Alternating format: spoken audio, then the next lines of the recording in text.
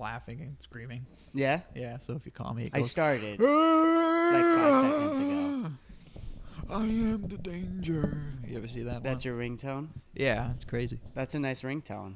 Yeah. I like that ringtone. Yeah. Kenny, we're recording. We are recording right now. How do you feel? Very good. Very good? Yeah. I'm glad. Very good. Where should we start? I mean, I don't know. I was thinking we start with the Grammys. The Grammys? The Grammys, because it's a big Okay, so I know The controversy. Weeknd didn't win to the point where Elton John posted something on his Instagram saying that The Weeknd should have won best song of the year. Yeah, I think that's bullshit. No one listens to The Weeknd. Even the people posting about The Weeknd should have won. They don't listen to The Weeknd. No one does. I'd rather listen to The Weekday than The Weeknd. People act like this is the first time like a major artist or band That's has been so true. snubbed. That's very true. Like how many Grammys do you think Nirvana won? 0. You told me this. No, before. they won. They have one They have one. for best alternative music video, Hardship Box, and they won that 3 months after Kurt Cobain died. So he didn't even get to see the award.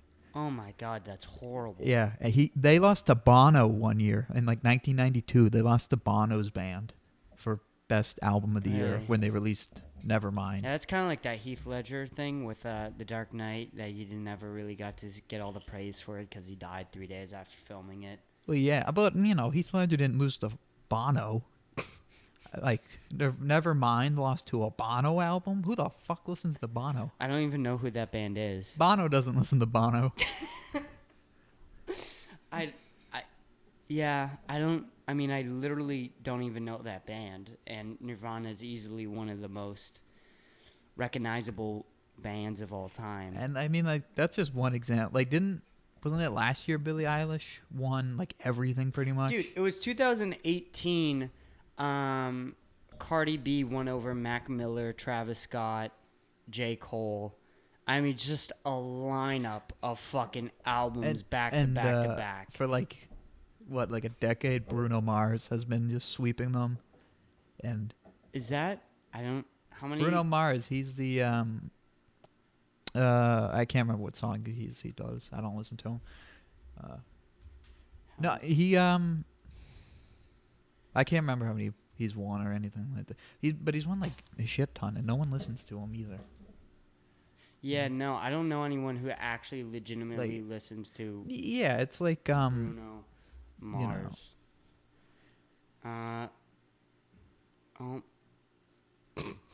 Yeah, Bruno Mars has like 10? 10 10? victories. 10? What? Yeah, the second coming of Michael Bruno Jackson. Mars has won 10 fucking Grammys? He won, I think, 9 of them in one night. Jesus fucking Christ. He did Uptown Funk, and they said, fuck it, 9 now. 9 of them. None of them were What any is good. the other? Do you know the other 10th one? It says song R&B song R&B album. What does R&B stand for again? I actually don't know that one. Because I keep seeing like a lot of people, like whoever won. Who beat He the won Male Artist in 2020. What the fuck did Bruno Mars put out this year? What the fuck did he do? Cocaine, maybe? No one fucking listened to Bruno Mars this year. You haven't heard that fucking name in 3 years. What? This is insane. He won 2018 R&B Male Artist. That's crazy. You think he would have won like in 2013 Right. or something? Like the height of him? Right. The height of him was like not even that great. He only had like the one song, and no one really... Uptown Funk was 2015, and he did get 4. Yeah. He got 4 awards. 4 for one shitty pop song. That's insane. Yeah. Great. You know? Oh my God. I didn't... Fuck Bruno Mars. Didn't they nominate... what year was it? Wasn't it the year Mac Miller died they nominated him for like one of his songs? and then he lost to like Cardi B. yeah. Yeah, no, that was Yeah, 2018. okay, that was that. Oh That yeah. it was such horseshit. And that's what I was saying is that the lineup for that year for rap was in fucking insane. You had Mac Miller, Travis Scott, J. Cole all put out albums the same fucking year. I mean, it was a back-to-back, and fucking Cardi B took it some fucking how. No, my problem with the Grammys too is if you're black, you can only win best rap or best Right. R&B. Yeah, Tyler, If the Jimi Creator Hendrix talked was about alive, they'd give him best rap song or whatever, just because he's black. that. Right. They're like, "Hey, you like hip hop, right?" And he's like, "No, he's black, but he doesn't do rap." Sorry, like Tyler. Yeah, Tyler. Didn't he like talk about like how he wanted? Yeah, he like, talked about something- that like he on wanted this. pop or whatever. Yeah, that makes actually sense. was so under fucking talked about. Tyler fucking got a speech, right, for the shit he won. And then he goes up and he talks about how trash the fucking award is because it was rap. For that same reason Didn't he win just for talked like about. Earthquake? That song? Yeah, I listened to it. That's not rap at all. it's not rap at all. I don't think he even raps one line. And never mind you. I don't talk. That's so fucking funny. I talked about it on this fucking YouTube channel. When it first came out, that was my least favorite song on the album. And that was the one song that blew up. Oh, it's all the worst song always blows up. It's so bad. Like because the worst song is usually just the catchy one they throw in. Right. So And that's you the know one that they could play it on the radio, Right. and then people listen to the other good songs. Yeah, no, for sure. How's school treating you, Kenny, and all that? How was quarantine for you, by the way? I mean, you were just... Quarantine was much. Quarantine wasn't that bad. I think people blow it out of proportions. You know. It honestly, like, the first month was really fucking bad.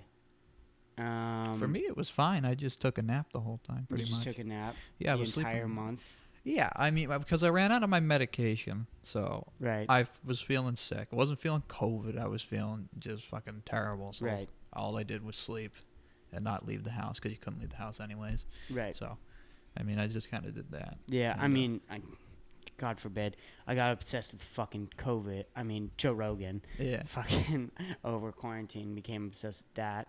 I got really into YouTube, I think, a little too much. Yeah, that happened to me too. Because I used to like really dislike YouTube. Right. Kind of just like the overall douchiness of it. Because Right. everybody on it's kind of an asshole. Yeah. But I started What watching. there was a big change in quarantine when comics, like legitimate comics who go on stage and tell jokes, were forced to not go on stage and tell jokes, and then were forced to upload these internet videos. And that was a huge fucking change over quarantine. Is when you I started seeing. hate when, any famous celebrity makes a YouTube channel. Yeah. It's like I'm not gonna be watching Will Smith's top 10. Fucking. But that's the thing with Will Smith is that if he was born in today's thing, he would be a YouTube star. Yeah. That's the biggest thing is like no way in fucking hell would Will Smith not be probably one of the biggest influencers on social media if he was born just at a different time. Yeah, but then I also see someone like The Rock who has like 9 million or something, and all he does is upload videos where he's like, "Remember when I was The Rock, and now I'm like that guy in every action movie." It's like, no, I don't really give a shit about The Rock, really. Yeah. And he gets like the. He platinum doesn't and post everything. workout videos at all or anything like I that. post jerk off video, whatever. I don't know. I don't watch The Rock. I mean, I could if The Rock was posting like legitimate workout videos. If I wanted to watch a buff bald guy, I'd put on Johnny Sin's YouTube channel. Right. That's a good YouTube channel.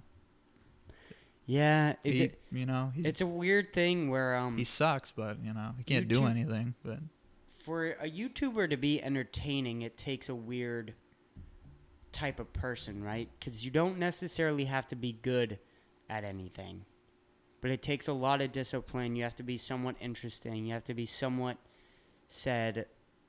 It's a weird thing, and these YouTubers can create hundreds and millions of followers and get millions of views on their shit, and like they're again, there's no, like, if you walked up to them and you said, like, what is your talent, what do you do on YouTube, but most of them would say, like, I don't fucking know, I'm good at being a jackass. No, I agree. Yeah, like especially with like comedians on YouTube, like you kind of just have to be that way. right. Like you can't try to be like H3. I fucking despise him because he tries to be Dude, funny now, and it's what like the fuck happened to him? no, if you try too hard to be funny, you don't come off as funny. You just come off as annoying. Right. And like, like if I tell you a shitty knock joke and I just keep repeating it, you're not gonna eventually laugh. You're eventually gonna fucking punch me in the nuts. I mean, what do you think happened to him? Because he was one of those guys where he was good, and we've seen, like, it's really weird when a YouTuber becomes big and then falls off. Like, it's more so than like hip hop, or if you're doing rap, or if you're like, acting or singing, or any art form ever. Like, it's usually somewhat hear the same stories. Something happens in their life. They might not try as hard as the art form. They get worse at it, and it just all crumbles.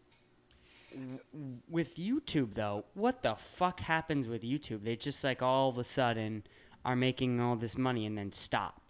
And they stop being funny, and it's very odd. I think H3 isn't funny because YouTube isn't the same. Like, because his old videos used to either be with other YouTubers like Filthy Frank Idols, all that, or they used to be based off of them. Like, he used to do the "It's Time to Stop" video series, which is clearly a Filthy Frank quote, and he used to make the videos kind of in the style of Filthy Frank, in the way that he would show a clip, then he would go back to himself facing the camera, tell a couple of jokes, make a couple of comments, a certain opinion, and then keep rolling with the footage. Right.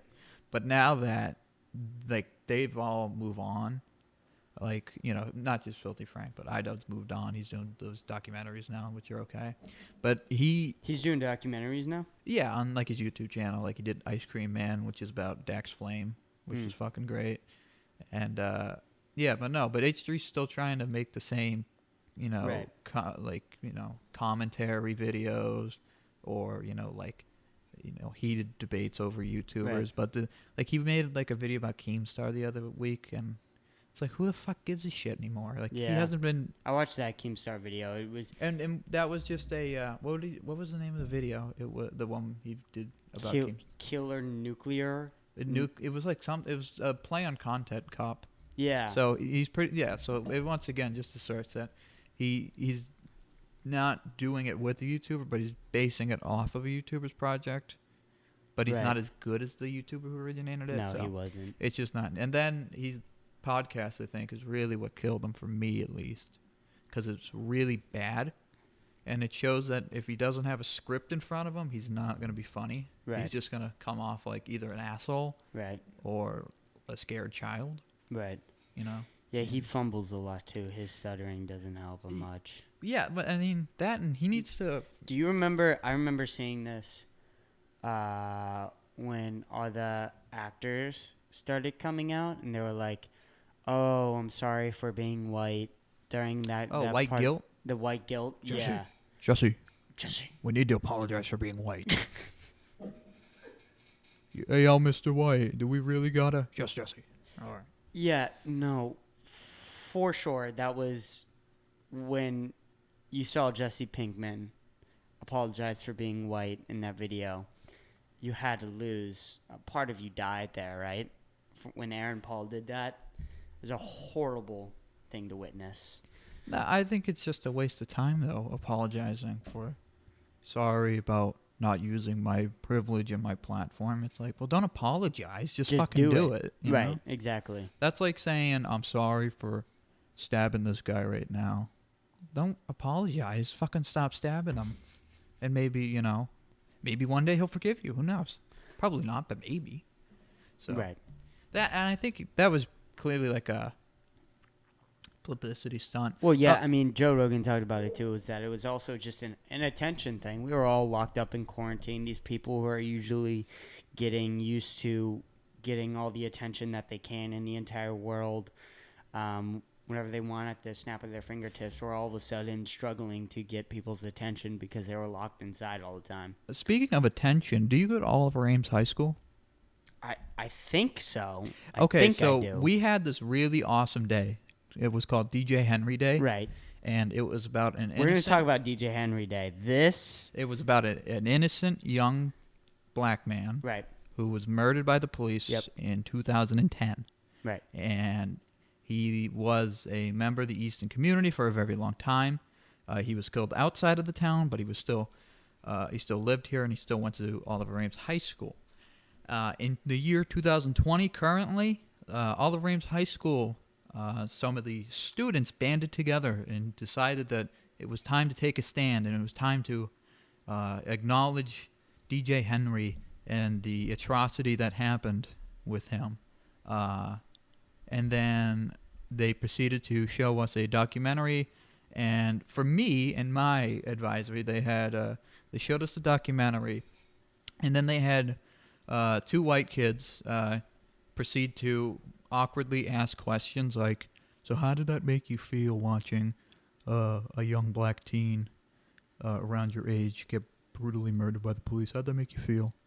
And on my social media, I was very vocal about how I didn't think it was any good, and that I think it's too little too late. I think after 10 years, if all you can do is show the documentary was great. It's just that, let's bring that first piece, because I have a separate situation in my advisory which I wasn't too happy about either.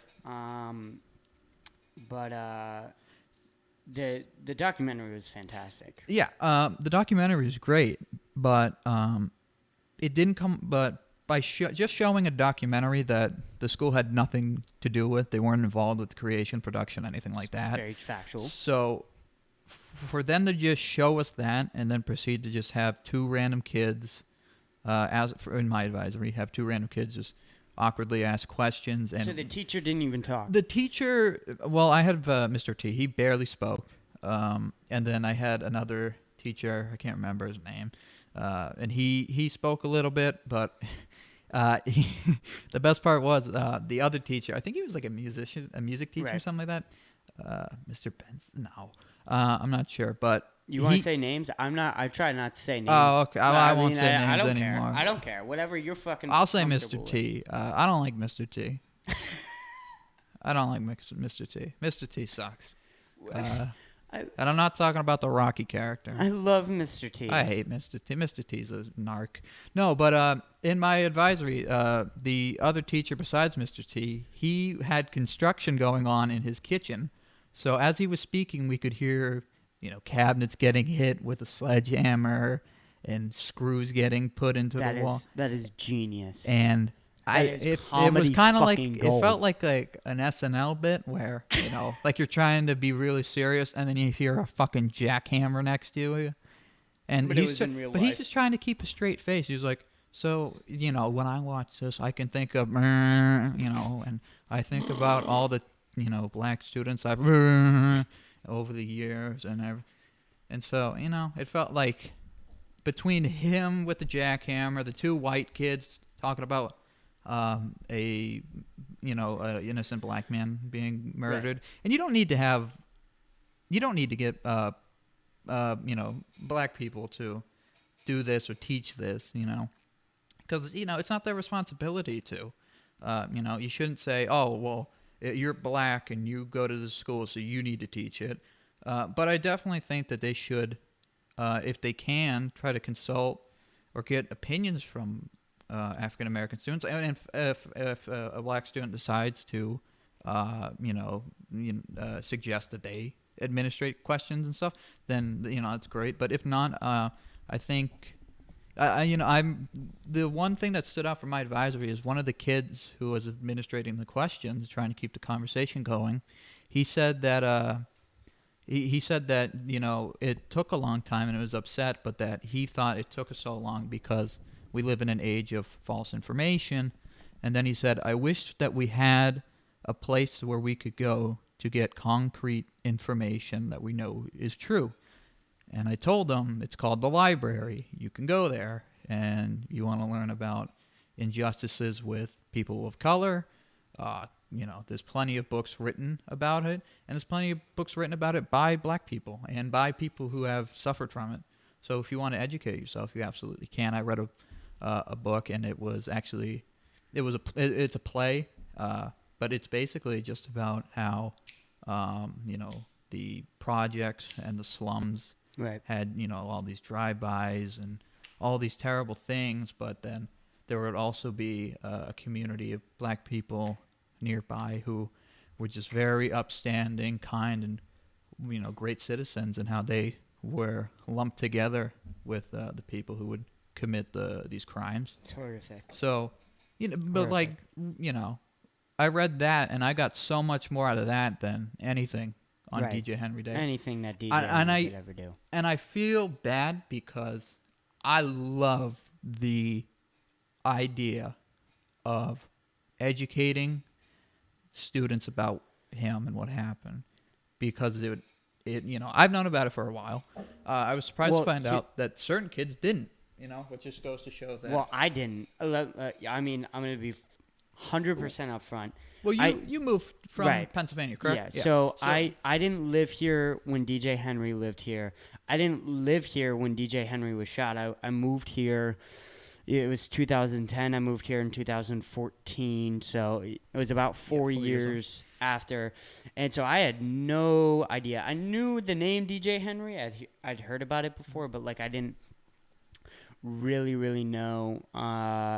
And I didn't really know the parents either. So it was really good I think knowing all those things. It was really interesting seeing all those things. That's why I think that not just OA, but, middle school, stuff like that in Easton, they should have been on top of this a while ago. But, the idea that, I'm brand new to this town and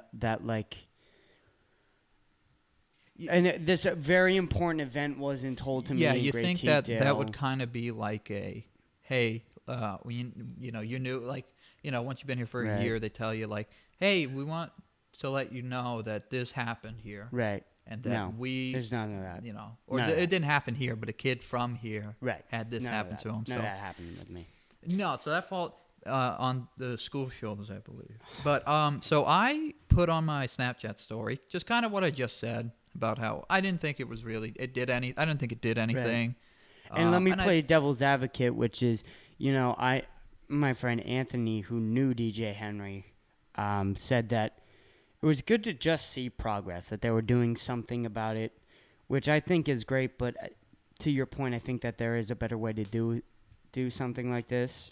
No, and fair point to your friend. But the fact that they did it, better late than never. However, and this goes into what I was just about to say. So I put it on my story, kind of same thing, and I won't put her name out there, but a female who helped orchestrate this. Hold on, I think you're. Are you assuming her gender? No, she's. Are you sure? She's. I feel like we might need. She's very outspoken about being female. So she swiped up and she talked about how my viewpoint was skewed and how it better late than never, and how they've been trying for years to get it done. But they've been trying for years. And I asked her, well, why didn't you have it get done in freshman year or sophomore year? Why'd you wait till junior year? And she said, well, the council of students who put it together, the council was only created this year or something like that. Why was it created, you think? To look better for the fucking BLM protests and shit like that? No, I think the council was made just so some, jackass can have a little asterisk next to his name when he tries to get into college. I don't like any of these I don't like putting students in power. That's why I ran for president for school. Just because I hate the idea of. Can we tell this story? This will be, no joke, right now. This will be my first clip uploaded to my YouTube channel. For my podcast, but for context purposes,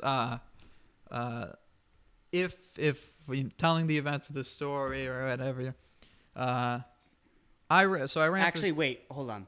Let me tell my story and advisory, because I've been talking about this publicly for quite some time now. Yeah, go ahead. So, I watched the DJ Henry documentary, which is great. Mm-hmm. And the first thing that was told to me in the advisory group chat is, this is the definition of racism. If you look at the statistics of who succeeds in our society, it is white people. That, by measure, means that all of American society is racist. That's the definition of racism. There's no arguing with that. And let's have an open conversation about this. Okay. What the fuck?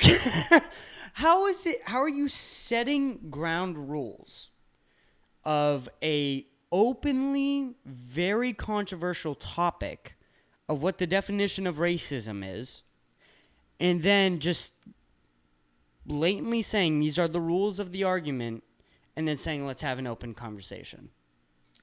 I get what you're saying. So what I'm thinking is, by saying that what happened is and again, an example this of the nothing to do with definition. like nothing. Oh, okay. So you're just talking about how if you're going to have an open discussion, you can't say Exactly. this is what you need to say. Exactly. Oh, yeah. No, I agree with that. You can't can't give an outline of what to say and then say it's open mic night. Yeah, Yeah, no, you can't. But I understand what they meant, because what happened to DJ Henry is a textbook example Exactly. of racism. It is a perfect encapsulation of racism. But yeah, I think if any other topic besides like racism or Right. sexism, stuff like that. And that I was- think That was also said for when it was also considered that we were. He also said that we were a sexist nation, because if you look at the statistics of success of women, men do typically better. Dude, to say that, I mean, it's like fuck, because to me that is literally the most complex topic ever, and that's because of motherhood.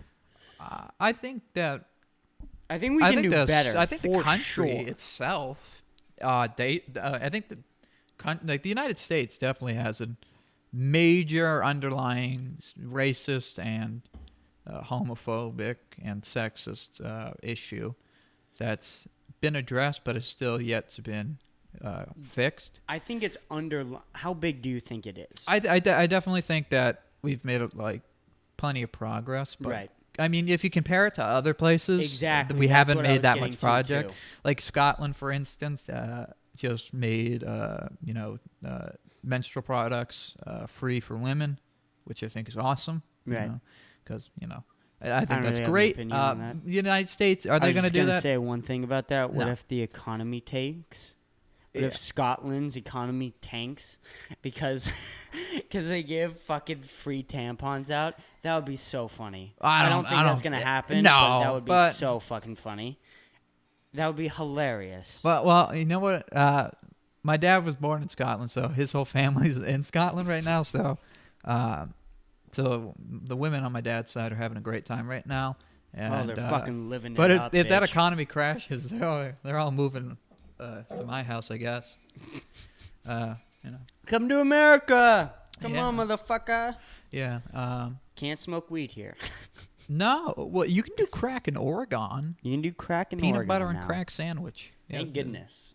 They sell them. You were gonna get to something. The presidential debate of the lifetime, the one Kenneth Hardie versus the rest of the planet. Oh my goodness gracious! Yeah, so We for are getting background to this now. context, I hate giving children power or giving them... No, if you become class president, do you have power? No, not really. You're more of just, a puppet. You might as well just have someone shove their hand up your ass and make you talk. Of course. Same thing. But it's still something to hold over others and say, look what I have. Look at my name has this, you Right. know. It's like Yeah. being called the captain, Right. And, But yeah, so I hate it, and I thought that I would run to take the piss out of it, to show everyone that anybody can win it, because it really doesn't fucking matter. Right. Class president, treasurer, all that. None of it matters, the school's going to do what they want to do. If you think that winning class president's going to make you somehow invulnerable or above the other students, you're delusional. So I wanted to run to take the piss out of it. Particularly, I'm sorry to interrupt you, but No, go ahead. like my biggest thing with that was that, I mean, you look at fucking the past election with fucking Trump. He wasn't. I mean, they dropped some motherfucking bombs on him, son. Grab him by the pussy and shit, son. Maybe he ran to take the piss out of it. Who Maybe. knows? I think he did. I think that was part of the reason I mean, why he people was. voted for he him. keeps calling COVID kung flu. So Dude, he's. I'm glad that he lost because I think it's about time he focuses on his comedy career. He's the best comedian in the world. Dave Chappelle could only wish to be as funny as he is. Oh, come on. Chappelle if isn't as that funny guy as came Trump. out on stage and said, "Yo, what's up? I'm Mr. Motherfucking President, and I'm going to entertain you tonight, motherfucker." His opening act would be, did I tell you about the economy? So did I tell you about the economy before the Democrats ruined it? Yeah. No, but back to my presidential desires. So I ran, and in the school that I go to and the school that I ran for president, and the class especially, the track record had been more of the preppy, mainly female, but very preppy, kind of popular people, Mostly straight A students. Mostly white. Yeah, mostly white. Let's be for real here. Keep it 100-0. Yeah, we've had some Asian. We've had some Asians. So a little bit of diversity for class president, but they all kind of had this, and this isn't bad, but they all kind of had this straight A student kind of aura to them, like Which that, isn't that cookie cutter kind of aura to. They weren't, because I know a good representative of the school.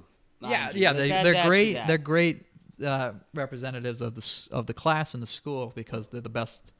I Right, guess. but they're not an average representative. No, of they're not. No, what our school is and what they do and things like that. And all the people who've been class president in my grade, our grade, I've liked. I think they're good people. Right. I think they're nice. I think we have a lot of good people. Yeah, in our and grade. I mean, even the bad ones. I mean, they still have some fucking good qualities. Yeah, even the worst of the bunch are still fun to, talk to here and there. Right. But, I mean, yeah. So, but the people who had been president were kind of cookie cutter, and so I thought it wasn't even my idea to begin. I think it was Isaiah's idea. Isaiah said, "Wouldn't it be funny if you ran?" And I was like, "Oh, that'd be fucking hilarious." shout out to Isaiah. I thought that'd be fucking hilarious because, I'm this long-haired looking greasy hippie guy that nobody likes. So I was like, I'm gonna run, and I'm gonna have really shitty campaign flyers. I'm gonna dress like a bum when I go to school, and I'm gonna make it seem like I'm gonna have the worst speech ever. I was telling everybody, watch me say something really stupid on stage. Wait for it. I'm just gonna say something like "fuck this," whatever. Right. So I was hyping it up. So you were ready to go in there to fuck it up. No, I wasn't. I was ready to. So I wanted everyone to think that I was going to be an asshole on stage and be. But Well, I kind of was by accident, but we'll get to that. No, so I wanted everyone to expect the worst out of me, like just, oh, here comes Kenny. He's getting on stage. Fuck, he's gonna do something stupid as usual, you know, because he's not the fucking. He's a fucking idiot, whatever. He's going to do something stupid. So, the day of giving the speech, I was actually very anxious. Not because I'm afraid of giving speeches, but because I was afraid my condition was going to spike during giving my speech. Yeah. For context, I have a condition that causes severe we'll get to that right after. unbalance and dizziness, but nonetheless, so I was afraid that I would be giving my speech and fall over and pass out. because I've fallen over and I've passed out before because of it. So, but I made sure to take my vitamins, say my prayers, and yeah. So, but leading up to it, I kept telling everyone that it's just going to be the worst. I'm just going to make fun of it. And then I wrote, and I wrote it very quickly, but I wrote this very nice speech that hit good key points, and had it been read by anybody else, you would have thought that a genius had written it.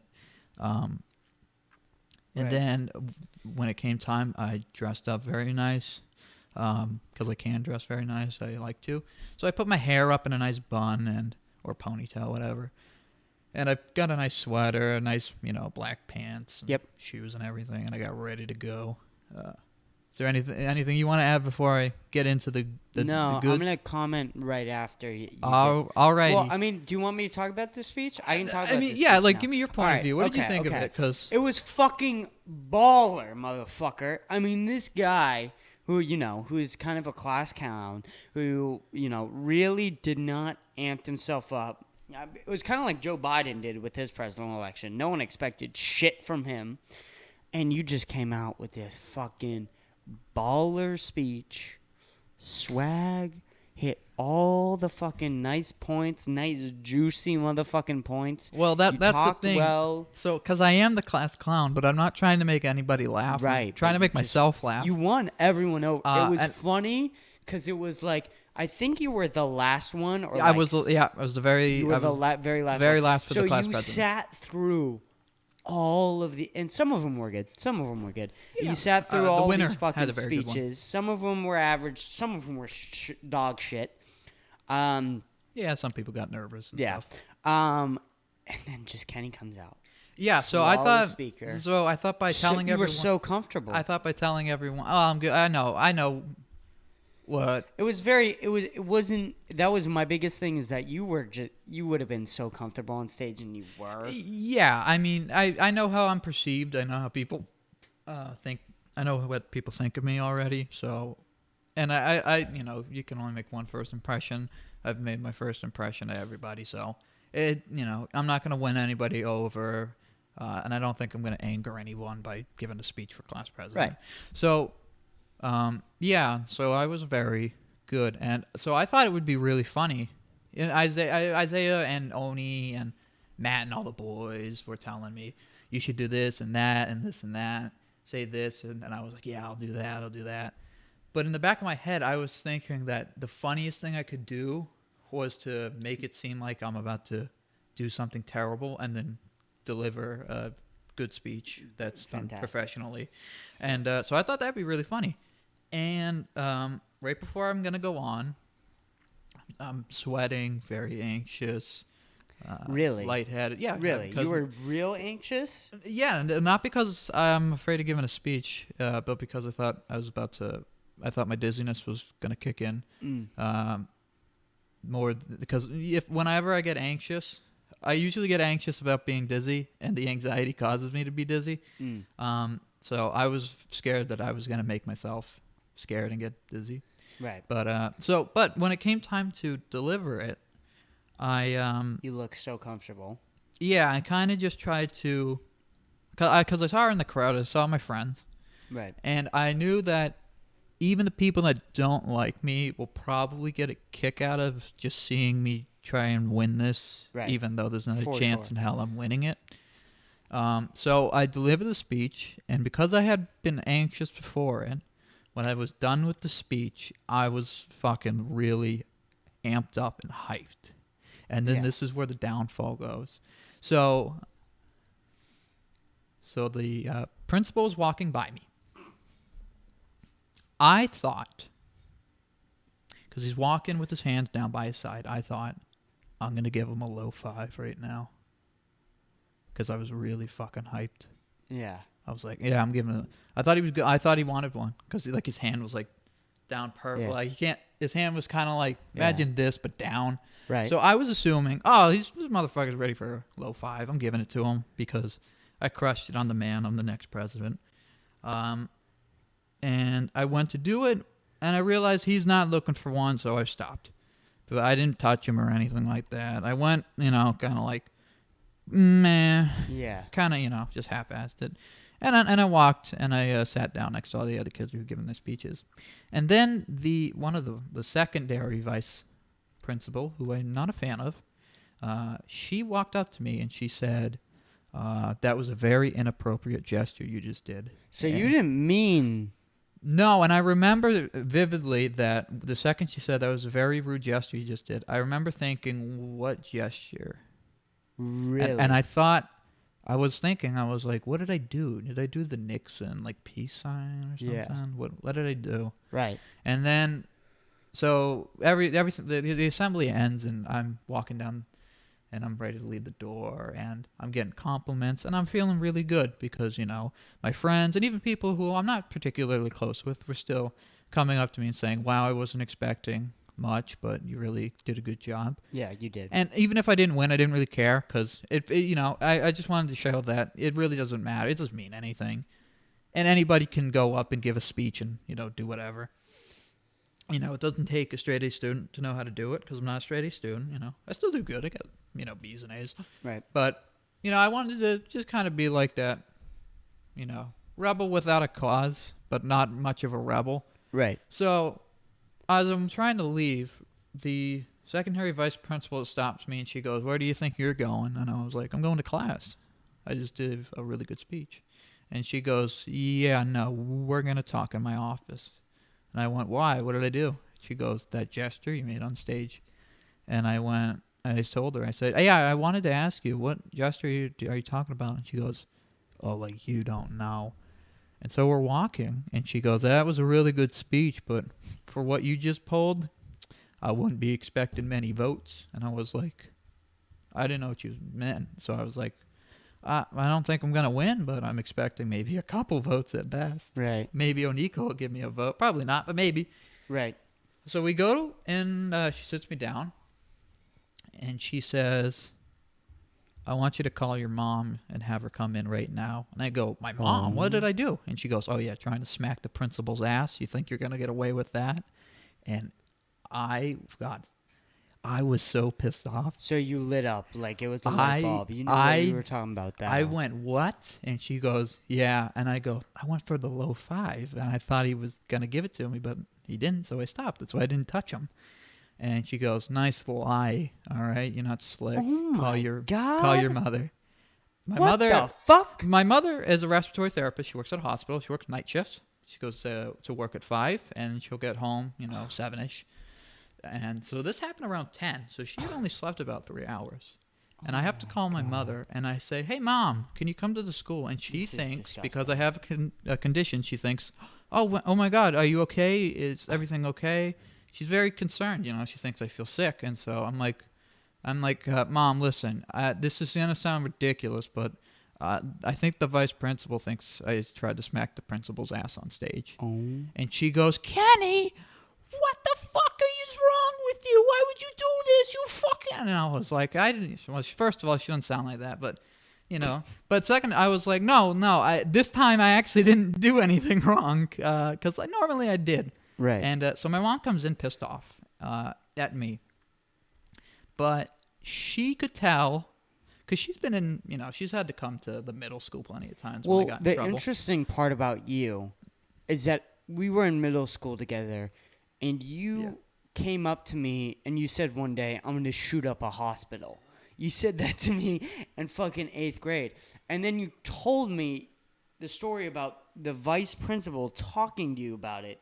And you said the thing you said to him was, yeah, I fucking did it. It was hilarious. That story, quickly. So when I said that to Chris, so Chris and I are both fans of the film The Dark Knight by Christopher Nolan. And obviously in it, the Joker blows up a hospital. Right. And that morning... So it wasn't shoot up, it was blown up. Blown up. I'm going to blow up that day, I was looking for Dom. Right. And I kept asking, do you know where Dom is? Because Dom and I, especially middle school besties, I walk up to Chris, you know where Dom is? No. God, if I don't find Dom, I'm going to blow this hospital up. Somebody heard that, I'm guessing. Oh, my God. And so I go to the vice principal's office, blah, blah, blah, blah, blah. He goes, I should call the cops on you for what you did. Are you serious? I go, He said that to you? Yeah, and I go, what? Get the fuck out of here. I go, dude, I was talking about a Batman movie. And he goes, what one? The Dark Knight. I never heard of that one. When did it come out? The fucking biggest one ever, dude? What the fuck are you talking about? You don't know what the fucking Dark Knight is, you dumb motherfucker. He asked me, he says, when did that come out? 2008, bitch. 2008. May. Yeah, really? I don't I think it was May 2022. But he was like, yeah, okay, well, yeah. And I go, yeah, and it only made over $1 billion. And the main protagonist, or main antagonist, excuse me, won an Oscar. And it was a very big thing for a long time. One of the best films of all time. That and then it had a predecessor and a sequel, and they both made a shit ton of money, especially the sequel to The Dark Knight, Dark Knight Rises. So he said, I'm gonna let you off with and I also said this to him. I said, you realize my mom works at a hospital, and he goes, yeah, so, and I go, okay, so not only do I respect hospital workers just on a regular basis, right, like everyone else, but I also cherish my mother, and so because I love my mother so much, any hospital worker, I automatically have an extra level of respect for and gratitude towards, because I know it's not an easy thing to work there, because you can get called in, emergencies, you work long hours, you work a lot of days, you don't get a lot of time off, and you're always around people who are dying and they're sick. Right. So I tell him that, and I say, listen, I think I was 12 at the time when I said this. Oh my God. I think I was 12 when this. Yeah, because I remember I asked him. I said, "How's a 12-year-old going to blow a hospital up? And why would a 12-year-old do it?" Oh my God. And he goes, "I don't know." And I go, "Dude, I can't even walk a mile. My mom doesn't let me walk that far away. How am I gonna? What am I gonna hide in her trunk or whatever?" So I thought he was the middle school vice principal. I still think he's a complete fucking buffoon.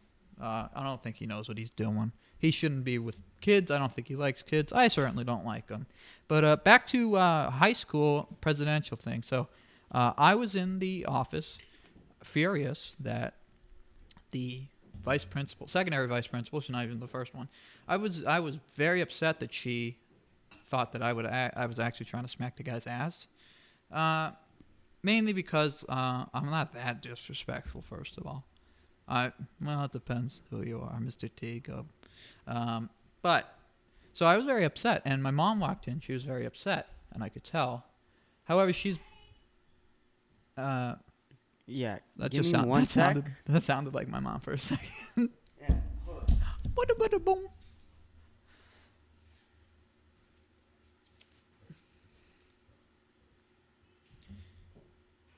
Yeah, I wonder if he's cutting this part. Well, now that he's gone, time to sing.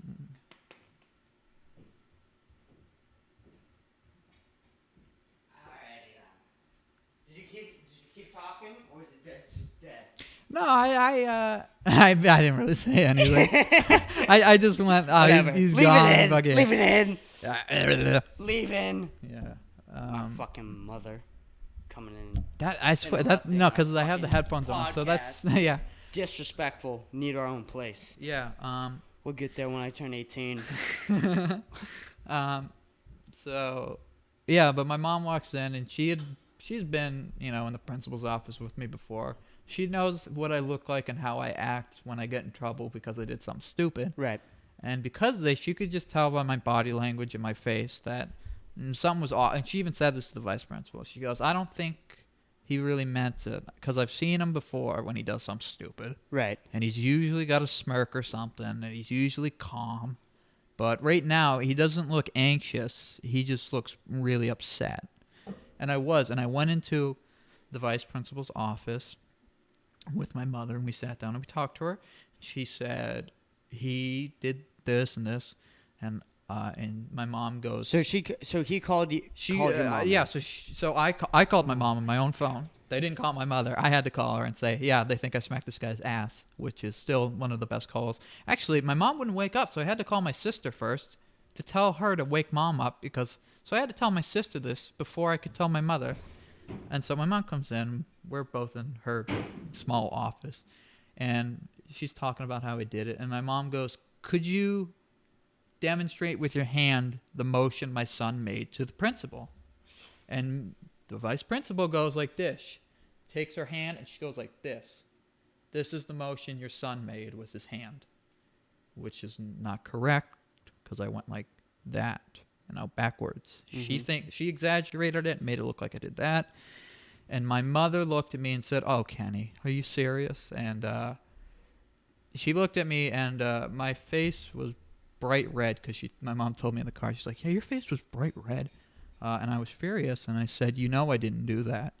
You know that I didn't do that. And the only reason you're doing this right now and the only reason you're calling her in here and doing all this is because you don't like the idea that I might become class president and I might be the face of the class." You said that. Yeah, I said to her fucking face. I said you don't like guys who, with the long hair and the messy look and the weird demeanor. You don't like these flamboyant caricatures like myself. You like these classy, preppy, straight A kids. And I said, you know that speech was really good. And that I have a really good shot at winning right now. And she says, "I think you do have a good shot at winning if you were running." And I go, "What do you mean? I am running." She goes, "We got to pull your name from the ballot because of what you did." And I got up and I left her office. I told her that. I said, "You're wrong," and I just left. I took my bag. I was pissed. Slammed the door. Left. My mom was still in there. She continued to talk. I sat down in the office, the main waiting room, and I remember someone at the desk was like, "What's wrong with you?" And I was like, "I'm fucking pissed right now. This person's doing this to me because she doesn't like me." And so I could hear, because they were very loud, and I could hear my mother standing up for me saying, "I've seen him upset before, or I've seen him get in trouble before. He's usually just a little paranoid and anxious. But he's pissed off right now," because I was. And it's not because I really wanted to win. It's just that I know that I'm getting, I'm being fucked over. Yeah, that, and I'm being told that I did something that you didn't. I didn't. Not only did I not smack his ass, but I didn't mean to even make it look like that. But everybody keeps telling me I did, so I just go along with it at this point. I'm sick and tired of saying, "Well, actually, I went for," because I feel like I sound like a fucking idiot. So I'm like, right. "Yeah, I went for it. Aren't I fucking funny?" So yeah, I got suspended for 1 day. I had no idea about that. Yeah, I got suspended for 1 day. Fucking bullshit. Because my mom, this is great. How fucked is that? So one of my friends, I won't say her name, but she knows who she is, and she is an angel. I love her. I know who you're talking about. She filmed it. And I showed the video to my mom, and she looked at me and said, "Do you want me to drive to the school right now? Because I'll yell at this bitch for doing this." And I said, "No, you don't have to do that." Because I thought that when I come, because first of all, I wanted the day off. My condition makes going to school hard enough. Also, this was the year where I wasn't in school for 3 months because of my condition. Right. So I felt like I had really come a long way from not being able to walk down the hallway to being able to stand in front of everyone and give a speech, only for that to be then overshadowed by something I didn't even mean to do, but I guess I did. So, yeah, but so I was suspended for a day. I got the day off, watched Doctor Who, drank some coffee, and that was about it. And then I got back to school the day after. And everybody was talking about how Ken Be Cool was the man for doing that and blah, blah, blah. And I saw Miss Queeley in the hallway, and she said, "How are you, Kenneth?" And I said, "That's Mr. President to you." And then I said, "And Mr. President's doing very well, thank you." And she goes, "I don't believe you're the president." And I go, "Ask anyone, I'm president." That's very true. Yeah. 100%. Because you deserve that. No, 100%. Here's the thing. It doesn't matter. You don't need to be the president to have pull or whatever. I have just as much power as the current class president, because the current class president doesn't have any power. And neither do I. Why? Because we're kids. Kids Yeah. don't have power. You know. Yeah. I can't drive. I can't even drive to Burger Right. King and get a sandwich. How the fuck am I gonna be running a class or Right. whatever? A whole grade? Yeah. No. Really Yeah. cool. So I was pissed at her, and I still hate her for that to this day. You know, I don't wish any ill things to happen to her. I just hate her guts. You know, I really dislike her. And the principal has never spoken to me. Really? Never. Actually, one time he said hi to me in the hallway. Wow. A few months after it happened. You know, So I don't know how. So the I hate her school guts, but- would. I mean, really, if they saw this video, I don't know how they would react. I mean, I really don't. well, my mom immediately said, she goes, the motion you made in that video is not the motion that vice principal made. And I go, yeah, that's why I felt like fucking throwing shit at her. You know, I was so upset. I walked out of the meeting. I wasn't The fact excused. that a teacher can make you that upset. Well, but I wasn't excused. They didn't say you can leave now. I got up and I literally left and slammed the door because I was pissed. I Right. thought that she was being mean, and I thought she was just kind of doing this just to do it.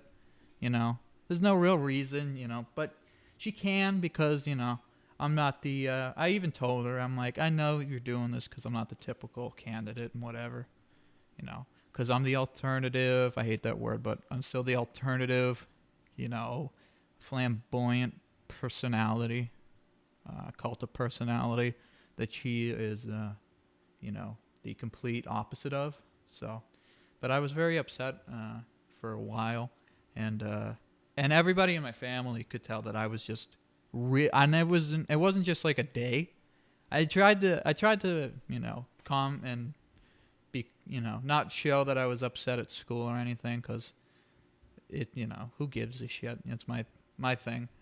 So I didn't want people to be like, oh man, what's wrong? What's happening, brother? So I hid my feelings, but everyone at my house was like, you know, they're like, oh, he's so pissed.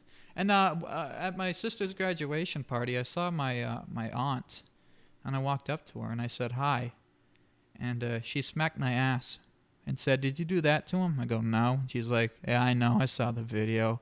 And she's very old. It's actually my great aunt, not my aunt, my great aunt. Yeah. She's very old. She's been smoking cigarettes for 70 years, so she sounds like a robot.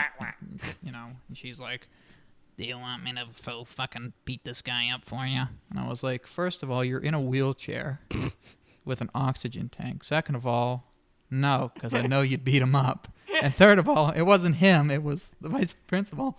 And she could really mess you up with the oxygen tank. So I didn't want her to do that. So I told her, no, don't worry. Yeah, but I was upset for a long time about that. And I'm still upset about it. I really feel like, you know, you could almost predict what this video would be represented by the school, you know? Yeah. You could, if like they saw it, they would be like, this is a misrepresentation, this is false, this is blah, blah, blah. And here's the How thing. dare you say If this? They would drag us into the office. The only thing that really pissed me off was how my mom asked, can you demonstrate what he did? And she did an over-the-top, you know, gesture that in the video you can tell I clearly didn't do. And that really upset me, because then that made me feel like, well, she's just fucking lying. Right. And you know, brother's got to eat. He's trying to get the job. Yeah. So I'm still, you know, still angry about it, but you know. I think you should. Yeah, and my mom keeps telling me that I should run again, but I think I proved my point. Right. You know, I like our current class president. She's nice. I don't think you can do anything as class president, but whatever. She likes the title. It'll help her get into a nice college. So, you know, whatever. I proved my point, you know. It's a fucking joke. Yeah. I mean, nothing. I said I was going to upload that, but I feel like we dissolved into so many other topics. I liked at the time, I think we started talking, it was like, it's been over a half hour. Yeah, I mean, you get it. We'll It's just leave not in the that fucking great. Podcast, but I It's still not wanna the say greatest thing. But that won't be in the fucking. And I still have people whatever. walk up to me and say, "Hey, you're the son." I was in Target like a month ago, and I had an employee. I don't know him. He walked up and he goes, "Dude, you slapped his ass, right?" And he's like, this big. He looks, Latino. He's just this big, muscly guy, and I go, yeah, I guess that's me." And he goes, "That was fucking cool, man." And my mom's just fucking embarrassed. like, why are there random strangers walking up asking if you're the yeah, that was the slap interesting ass part guy? that was uploaded to Savage Mass. Savage Mass. Yeah, I had people. You know what? The worst part of it all is that I had people that I didn't respect nor appreciate or like in any circumstance walk up to me and go, "Good job, man. That was fucking cool. You're on Savage Mass." Savage Mass, if you don't know, is a douchey Instagram account. It means nothing. If you're on it, congratulations. Welcome to the dickhead club. It's stupid. By the time you're 30, you're gonna look back at your youth and you're gonna realize that you forgot what Savage Mass even was. Because I forgot about it until Chris just mentioned it. But I had a lot of people walk up, "Dude, you on Savage Mass?" And it was a lot of people.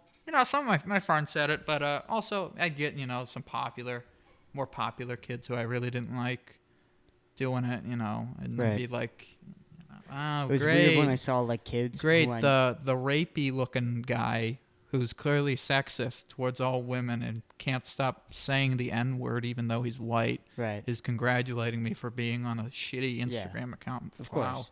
I could die early now. My life's complete. Yeah, no, but and they would walk up and they would be all friendly all of a sudden. It's like, "Yeah, man, you," because the whole what cloud is it? Whatever. Yeah. You get popular on Instagram account, and then you have these people walk up and say, "Hey, man, remember we were friends forever, George?" Yeah, that was the weirdest thing ever. Yeah, when I went from being just this typical person to the fucking popular guy, and I was like, I hate all of you people. Right. I like maybe 4 of you, Yeah. and the rest of you are like, douchebags. I've always thought, I hope I get really popular on this podcast just so I can talk shit about this. Just be like, "Yeah, I'm popular now. Fuck you." Yeah, no, but I'd have I won't Not say her really. name, but I hate her. She's in my grade. She's just full of herself. Very self-righteous. Mm-hmm. She's Think I know who you're very, talking about. she's very. Look, I'm so alternative and progressive and peace and love, brother, and all that. And yet, if you go on her Snapchat, all she does is try to start beef and fight people and post videos of her singing rap music, saying the N-word, trashing on other women, just talking about how great her body is and everything. But so I don't like her. But but she walked up to me and she was like, "Hey, man, you were on Savage Mass." And I was like, "Was I? Oh, that's fucking great. You were on Who Gives a Shit." And and she was like, "Why you gotta be mean?" I'm like, "Cause who gives a shit, really?" Yeah. Like, I was on a fucking Instagram account. Right. You want to didn't go make out on any a date or money. something? Too bad. I don't like Yeah. you. Yeah, what's weird too is that the Savage Mass, and they posted that, got like a bunch of videos. I got a bunch of DM likes. from them. I was in the middle of math class. I got a DM from them. "Hey, man, is this Kenneth?" And I go, "Yeah, you clicked on my profile. It says Kenneth, I believe." "Yeah, we're just making... You slapped that guy's ass, right?" And I was like, "Yeah." And they go, "Okay, we're going to tag you in this post." And I go, "Who are you?" And he goes, "Oh, dude, we're like this big fucking account from Massachusetts." And I was like, "Oh, well, isn't that fucking enlightening, Massachusetts? What? Okay, cool. I can't wait for all 40 people to see me in all my glory." Yeah. Yeah. And then, I have people walking up in the hallway and I hated it. I don't like the whole popular thing because, the more well-known you get, the more, well-known, popular you get, the more people try to cling on to you who don't Right. really care or have any interest Exactly. in you. They just kind of Exactly. want to you know, get the attention drawn from you and drawn onto them. But I never thought I had any. I thought I had attention, but I didn't think I was, you know, fucking popular or anything. And I get these random people like, hey, man, we should hang sometime. And I'm like, yeah, we should not hang sometime. That was really I don't want to go to your fucking rape dungeon of a house. That was the weirdest thing ever was when they were taking pictures of you and sending it to Savage Mass, and then Savage Mass would repost. And these videos and who shit. You never knew before were I don't like these people. I don't you. respect them, you know, and they're taking pictures and shit. And I had one guy, he took a picture of me. I won't give his name, but he took a picture of me, and he walks up to me and he goes, hey, I'm sending this to Savage Mass, but bro, can I just ask, how many bitches you getting from this? And I was like, what? And he's like, yeah, how many bitches you getting from this? And I go, what the fuck is wrong with you? What? Bitches? Yeah. Really? Yeah, no, I'm getting tons of bitches. So even if I was getting a bunch of bitches, well, first of all, I don't like to use that term for women. I love that term for women. And second of all, you know, I'm not looking for the in and out love. I'm, you know. You're a stickler. I'm a romantic, you know. You're a romantic. You know. I'd rather have one nice haul. I'd rather have the one nice sweet person who's just kind of nice to everyone than, you know, oh look, the 30 bitches, you know, that's great, man. Yeah. It's like, oh yeah, you get 30 bitches, and zero happiness. Right. Well, I mean, good luck finding a fucking long haul in high school. I know, but I mean, I'm waiting. You know, I'm just waiting for, you know, the one nice one that'll make you 10 times as happy, as opposed to the 30 hollow bitches who, and I hate that word too, used for women. Yeah. Because, you know, especially kids in our grade, because, you know, they're young women. So obviously they're not bitches or any of those derogatory terms that are fucking gross. Right. Dude. And those are so fucking common in East, and I hate that. Yeah. God, if I hear the term... I have to fucking pee so badly right now. Man, here's the thing. You should. I should? Yeah. Can you keep it going? I can keep it going. Dude, you fucking rock at this, man. Yeah. You're better than me than I am, bro. I know. I'm a good talker. You are. I'm good at keeping the ball rolling. Yeah. What is it? Fucking shoddy. I hate the term shoddy. Yeah, shoddy, hoe, whore, slut, bitches, like I said. All of those terrible, you know. Fuck. You can't use their name or just say woman, girl, young, you know, young adult, anything. Fuck. And it's always the fucking idiots, too. It's like, oh, I got all the bitches and all the hoes. It's like, fuck you, you fucking piece of shit. I hope you get in a car accident. Fucking hate misogynists. Well, we got a runner. You got a runner? Yeah. All right, Ian. We're back. Yeah. I heard you talking through the bathroom. It's okay. Yep. Talking about show day. All right. Well, here's my only thing. I was talking about all the derogatory terms used for women. Right. Because they're really common in Easton, and I really don't like it. Yeah, they're just so much fun to say is the problem. Yeah, but for you, yeah, I don't say them really. Bitches, I'll use if I'm quoting someone. The other words I just don't use. If I'm using it to mock an action, I will say bitches. Yeah, for sure. Like if I talk about, if I'm talking about like the boys reposting, if the boys, like you know, I'll say, oh, you guys are acting like bitch boys or something like that. But no, but like if we're talking about women, you know, I hate those. I just don't like derogatory terms overall, especially women and the gay community. Yeah. I you really don't hate them about the black community, really. You're okay with the N-word? No. No, but I like to think that you know what I hate is when people say, I don't hate anybody. Well, I do. I hate a lot of people. I hate a lot of people. I hate homophobes, and I don't like racists. I don't like sexists either. I don't like frat boys. I don't like people whose only personality trait is being a stoner. I think that's fucking lame. No. Fuck, I hate that shit.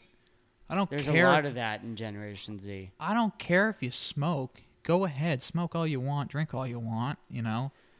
But if your only trait is, if you can only keep a conversation for maybe 5 seconds without mentioning you want to smoke or you got anything on you, it's like fucking God. I hope you fucking overdose. My and you can't even overdose on weed, which sucks. My biggest thing is you got addiction. Why the fuck you talking to others for it, bruh?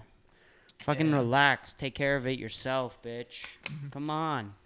Get a fucking job, And bitch. then they put on their story that like, why is life so rough for me? It's like, because all you do is smoke and drink, you know? Obviously. It doesn't work do out that anything. well, you know? Why doesn't anybody like me? Because your best friend is vodka, and your second best friend is a bag of weed that's been on your floor for 3 weeks. Yeah. Yeah. Yeah. It's not a good persona to have. You're not God, I going to keep get getting very far in life Snapchat with that. messages from random people. They'll add me, and I'll be like, that name sounds familiar. I'll add them back. And you mobile? Forever, I didn't know what that means, so I had to say, no, I don't have a car. I didn't know what that meant. I was Right. like, no, I don't have a car. They're like, no one else can drive you? I'm like, why would I want to? I don't really know you. Why would I want to go to your house? You think about. And he's like, I don't want you to go to my house. And I asked my sister, I was like, what the fuck does mobile mean? You think about drug deals, right? Back then, how the fuck did those work? How the fuck did drug deals work back in the day? Easy. Schools. Schools weren't they weren't as. I mean, there were people that did drugs that were out of school. Yeah. How the fuck did they get their Gas drugs? station. Right Gas around the back. station? Yeah. Hey, Vinny, meet me next to the dumpster. Yeah, sure But thing, how would you Marcus. I'll say be that? there. Where would you see the drug dealer? Because now it's all Yeah, through you wouldn't. You'd have to walk behind the back of the gas station. convenience store. Hope he's there. He might not be. You know, he might have sent one of his rough. boys. You know? Yeah. Hey, That's rough. I'm looking for Vinny. Who the fuck are you? Oh, you must be Marcus. Yeah, my name's John. Yeah, I'm here to sell you your pot. Yeah. I'm here to sell you your cocaine. What? This is fucking flour. You just sorry, stand dude. outside behind a gas register. The A fucking gas fat bag of weed. Just Yeah. hoping someone to pull up. God. Dude, that's the fucking worst. How the fuck did they communicate? And it was Sign language. It had to be so fucking easy for the cops to catch them, right? You just see this fucking dude with long hair. Well, yeah. Why do you think? Well, I mean, look at the. Ask Kamala Harris. She'll tell you about throwing people in jail for weed. She fucking loves it. It's her Yeah, I hobby. mean, no, but I mean, look at On the the numbers. Like, weekends. there's so many, and like, there's so many in jail right now for it. And those are only the people who are still in. There are plenty of people who have been, released and shit like that. So yeah, no, it was really easy. And I wish it was easier now, but it's not because it's legal. Well, I mean, the fucking weirdest part is, in Pennsylvania, you can be prescribed marijuana as medicine below the age of 18. Yeah, I'm. For You know medical what? use. I hate And these it's- ages that they pick. Yeah, what the fuck? You have to be you give 18. Adderall to a 10-year-old. What the fuck are you like talking about? Okay, so you have to be. You gotta be you have to eight- be 16 to drive. You have to be over 18 is considered an adult. You have to be 21 to drink. The dumbest rule about that Stuff with like the that. 21-year-old to drink things is that on paper, you can spot this on paper, that if you're 20 and 11 months and 20 days old, you can be 20, 11 months and 20 days old. About 10 days before you turn 21. You can be caught with alcohol then and be put in jail or fined and have something go on your permanent record for something that you could have done in 10 fucking days. How bullshit is that? No, but it's just like. How bullshit is that, though? Well, here's what I want to know. Why is the drinking age 21 and the driving age is 16? Because they upped the drinking age to stop automobile accidents. Well, why don't you up the age to be able to drive? Right. No, they don't want to do that. No, that's not good. No, you And don't want to do then, that. or so, I see like stories or YouTube videos, and it's like, hey, meet Kevin, age 5. He was born female, but now he's male. And I'm like, oh, being transgender is fine. I like it. At 5? Yeah, at 5, no, not so much. But I know transgender Oh, no, people. I thought you said at 5. That's what I was going to Yeah, say. at 5 years old, there are people who are transgender at 5. Yeah, no, that's But where my I point push back. is, But go ahead. it's weird that we live in a society where you can drink if you're 21, you can drive if you're 16, but you can change your gender at 5. Yeah. That seems like it's very out of order. Yeah, and then you have the kid. The kid does that, and then a few years down the road, he realizes, oh, I probably shouldn't have been on hormones and stuff like that. Right, I exactly. don't actually feel like a boy anymore. Yeah, no, I talked to my therapist about this once, and he was like, well, there's clear signs to tell with a child if they really want to transition or not. I'm like, dude, what signs are the kids giving you? The same signs that he likes fucking race car driving? And this is, and I get this from my mother, I think, because she always says this, but I think you can tell. Or, no, not that you can tell, but I think that there are people born in the wrong bodies. Right. They have Well, the wrong genders. that's the thing is that the study is that some of these flamboyant males just end up being gay. Is that they grow up and they just become homosexuals, and they live perfectly fine lives as homosexuals in America, instead of changing the chemistry of your body, taking drugs, and altering your body before it's fully developed is the main reason the schools teach us not to do drugs.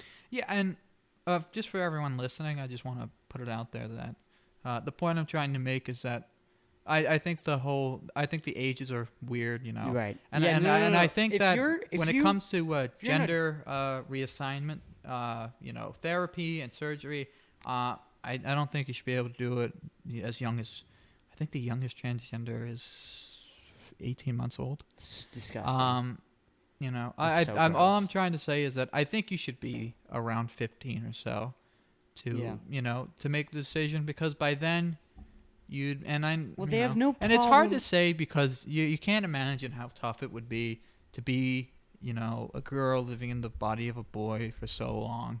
But, I really think that there should be like an age requirement or something like that for It's also crazy that they say you don't understand the consequences of drinking. You don't understand the consequences of smoking. You don't understand the consequences of all this and that. Yeah, but you don't know the consequences of drinking until 21. But you know the consequences of driving by 16, but you don't know drunk driving's consequences by 16, 17, exactly. 18.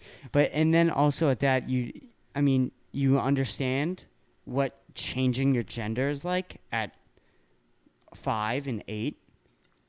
But you can't drink at 15. That's fucking insane. And here's the thing. If, let's say, there's a 10-year-old and he was born a girl and he knows in his heart that he's a boy, then, yeah, start it slow, but let him do it. Because, once again, just for everyone listening to know, I think being transgender, I think that's great. I think it's very. I don't think it's definitely not bad. No, I don't. I think it's very moving to think that there are people who are really suffering because they're born in the wrong bodies, and they have the courage to say, this is not who I am, and they change. They change. And you don't need to have kids, man. Kids you don't need to get unicorns. surgeries or whatever. If you want to, you can, but you don't have to. You can just express yourself. And I think that's really important, and I think that that's great. But I think if you're a child, only because I keep seeing these stories, like YouTube videos and articles of I was at 3 years old I became transgender, but by the time I was around 10, I realized that it was a big mistake, and there's no going back. I had surgery, and I was on Well, this the and scary that. part is that the transgender community silences those people and says that that's not a real thing. It's very terrifying when you see that. I don't think the transgender community does. I think media does. You Because I'm think so? sure, You think transgenders are very? Yeah, that's a good point. That's a very you good know, point. I mean, you can't. Yeah, no, I that's don't true. think any transgender person's like, they're how old are they? 1 year old? Yeah, they shouldn't, be getting surgeries and whatnot. No, they're, I've talked to transgender people before, and they're there's nothing different about them. They're just like you and me, and Right. they would Just a think, different type. yeah. I mean, There's a lot of different types of humans out there. being transgender doesn't mean that you think a certain way. You can be transgender and think a bunch of different ways. Right. Um, Dude, a yeah. transgender Republican. We're gonna wait for it. They're gonna blow the fuck up. We're gonna be scared. They're gonna take over there the are world. plenty. No, and I think it's awesome. I love, I really. I don't do. know any publicly. I'm sure they're out Yeah, there, but no, I but don't know there any that are must be. public I know, speakings but, and things like that. I know, but I'm really passionate about equality and just kind of getting it out there that what they're doing is not only important for them and for others, but Right. it's also it should be normalized. I think being born the wrong gender, I think that should be normalized, and I think it is being normalized more and more. It's being normalized more and more, but there's a bunch of psychologists and books that are coming out now that are saying that this trend spreads with girls very fast. And it's very concerning for some psychologists. And here's the thing. Did you hear about that? Do you know what I'm talking about? Yeah. But here's the thing. I think that if, let's say, you're a kid and you say to your mom, "I'm a girl," even though you were born a boy, I think that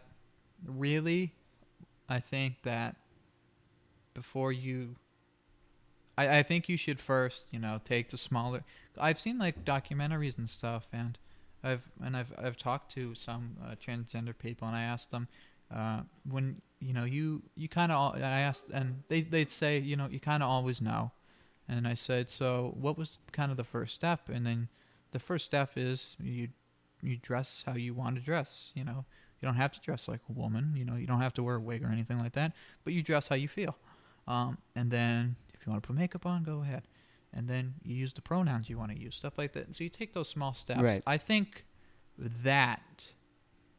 doing that is awesome, because I think 100%. and I agree with that. I've seen multiple studies from psychologists that say of a kid and a person who wants to transition, they'll know after doing this if this is what they really want to do. If they want to go on with treatments and surgeries, they'll know. That makes sense. And I think that that's important for parents to make sure. You don't want to jump in because right I saw away. I saw a documentary. I saw a human. documentary where the kid was born, and the parents said that they never referred to them as a gender or anything like that, because they wanted to make sure that the kid got to choose. Right. But then and then I think in the documentary the mom said that she saw the kid playing with a Barbie doll along with a G.I. Joe.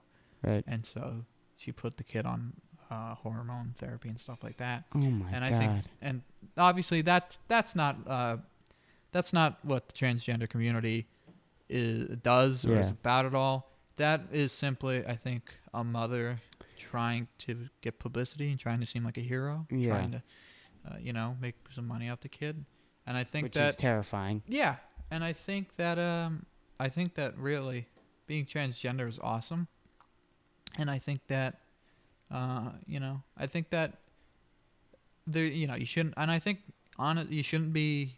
I don't think a kid at the age of 5 should be allowed to be getting hormone treatment and reassignment surgery. But I think really I think it lies on the parents need to meet with psychologists. Because if you're going to transition, a lot of the times they'll meet psychologists, and I think the parents need to talk too, right, with a psychologist, absolutely. and really think about is this what the kid wants or is this what I want? Right. Because if it's not what the kid wants, it can be, Ruin his life. it can Ruin their it could be life, devastating.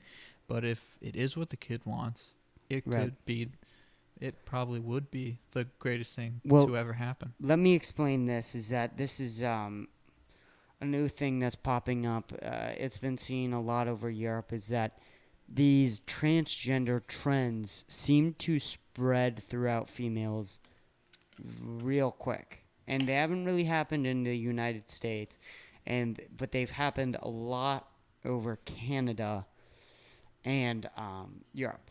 And what they see is that specific schools will come out with like a bunch of, girls transitioning to guys and getting hormone treatments and things like that.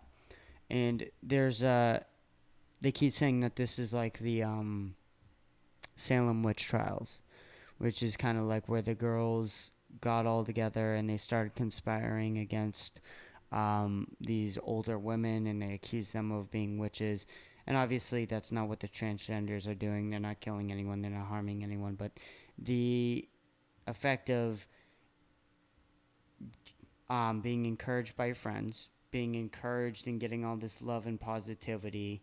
And also I want to add this to, I think, the argument that is very huge, is that some of these schools you're in a very boring school that makes you want to shoot yourself in the head, where literally kids hate their life so much that they're willing to bring a gun to school, ruin the rest of their entire life just to kill people because they hate their fucking life at school so much. Easton has at least you got 90 like 30 alcoholics. Yeah, exactly. And we I'm have one more of them. stoners than any other part of history. Exactly. And so when this thing comes along where you get a lot of positivity, where you start changing your life, these things just bloom and they're very encouraged, and you get a lot of positivity and you're like, get support. And what psychologists are worried about this is that these girls who are young, undeveloped, are getting all this love and positivity where their life maybe isn't so great in the public school system that they're in, and they get this little taste of attention and they run with it. And that to me is, very touching, because I'm around these people and I notice how dumb they fucking are, and they're just stupid, and I think that they could fall into these fucking traps. And here's the thing: I don't know shit either, though. I want to make that clear. But I don't know shit. I think that stems onto actually a good thing I want to talk about was that I think people now are. I think people right now are more self-centered than ever. Yeah. And I think it's because they try to be so selfless that they actually are being selfish.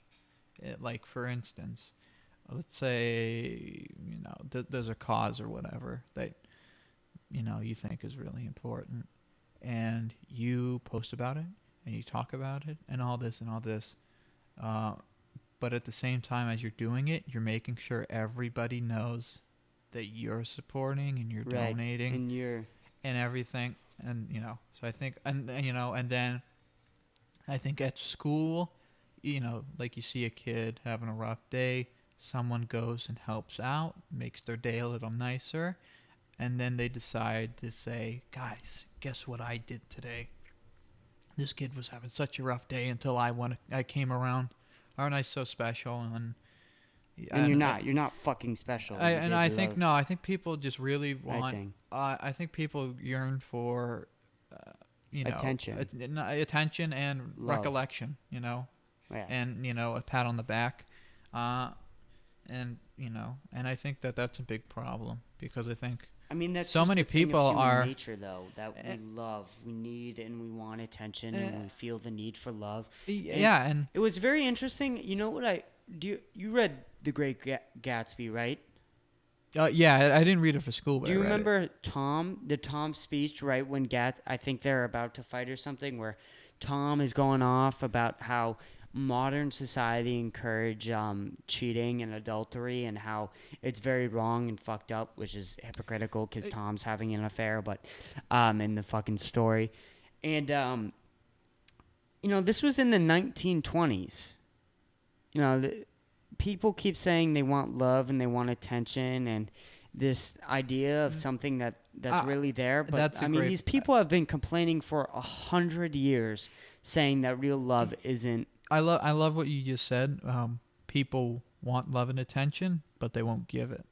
They won't. The thing, like if someone will complain on their story, oh, no one cares about me, no one loves me, but the thing is that I keep saying this, and then there are people who they want that attention, they want that recollection, so they pretend that they don't care. They become I don't give a fuck. I keep seeing this TikTok. Yeah, TikTok kids, is one of the worst. I mean, a lot of kids on it. But anyway, I saw this TikTok. Some people from our school maybe do this. These kids that keep posting, they want real love.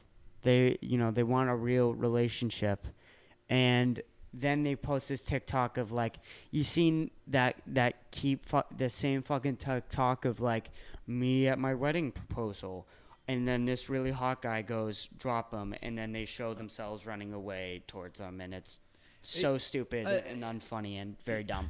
But it goes to show like, these motherfuckers, they're not in it for the long haul. They're in it like this guy's attractive, and when that opportunity comes along and someone that's more attractive or more clout, they have a Napoleon complex, I think. Especially if I won't put any names out there, of but course. I think that there's a person in our grade who I see, he makes TikToks.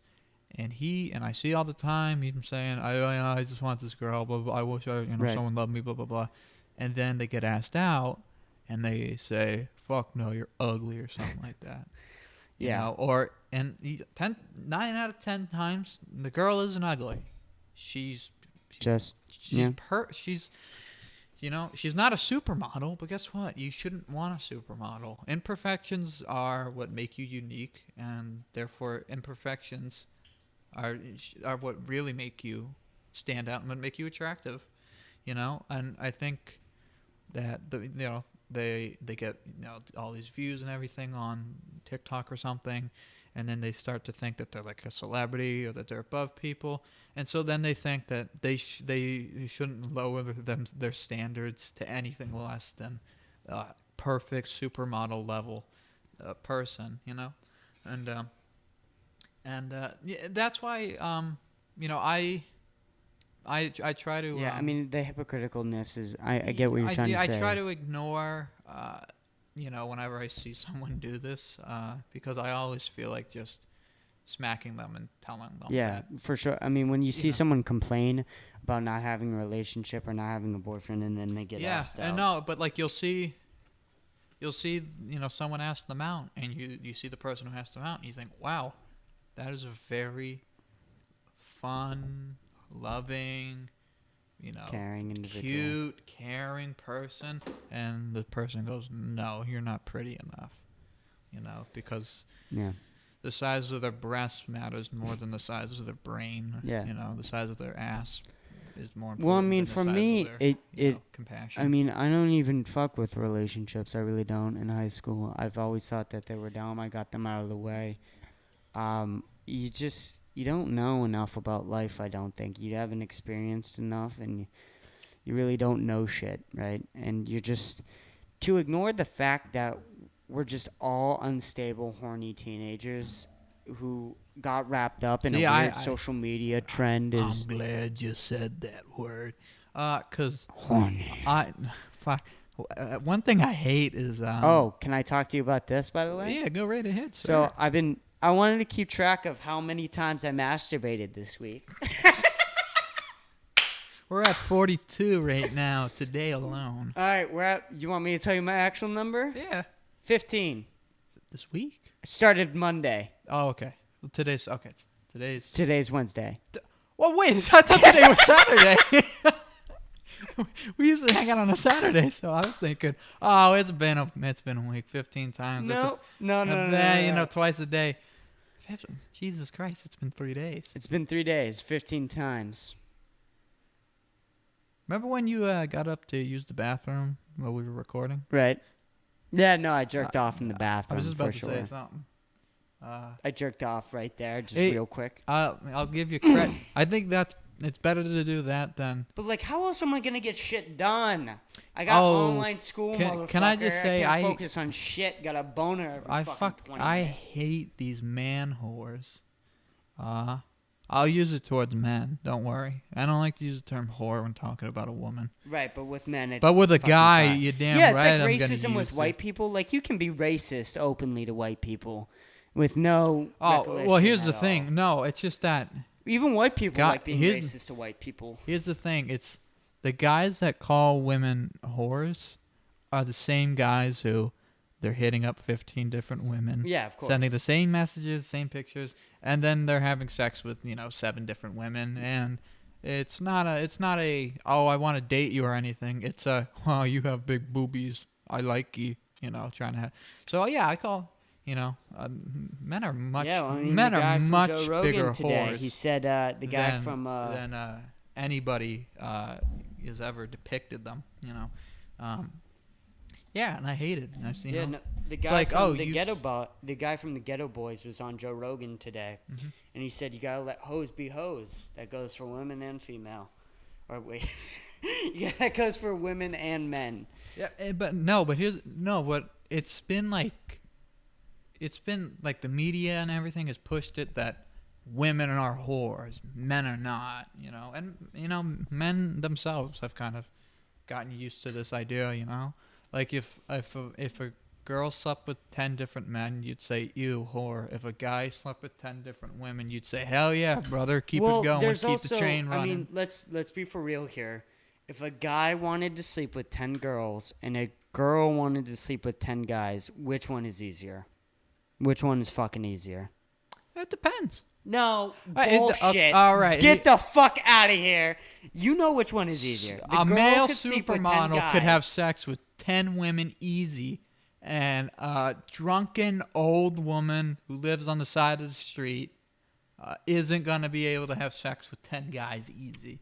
All right? Yeah, He would have a think the better drunk chance. old woman on the side of the road But he would have, the drunk old woman would have a better chance than the drunk old man living on the side of the street. Because there are prostitutes that look fucking disgusting. Well, they're prostitutes. No, but here's the thing. Even if it's harder for a guy to get to have sex than a woman to It's still find- inaccurate and it's still not gross great. that I mean, a guy it's could still, be proud to yeah. be with so different.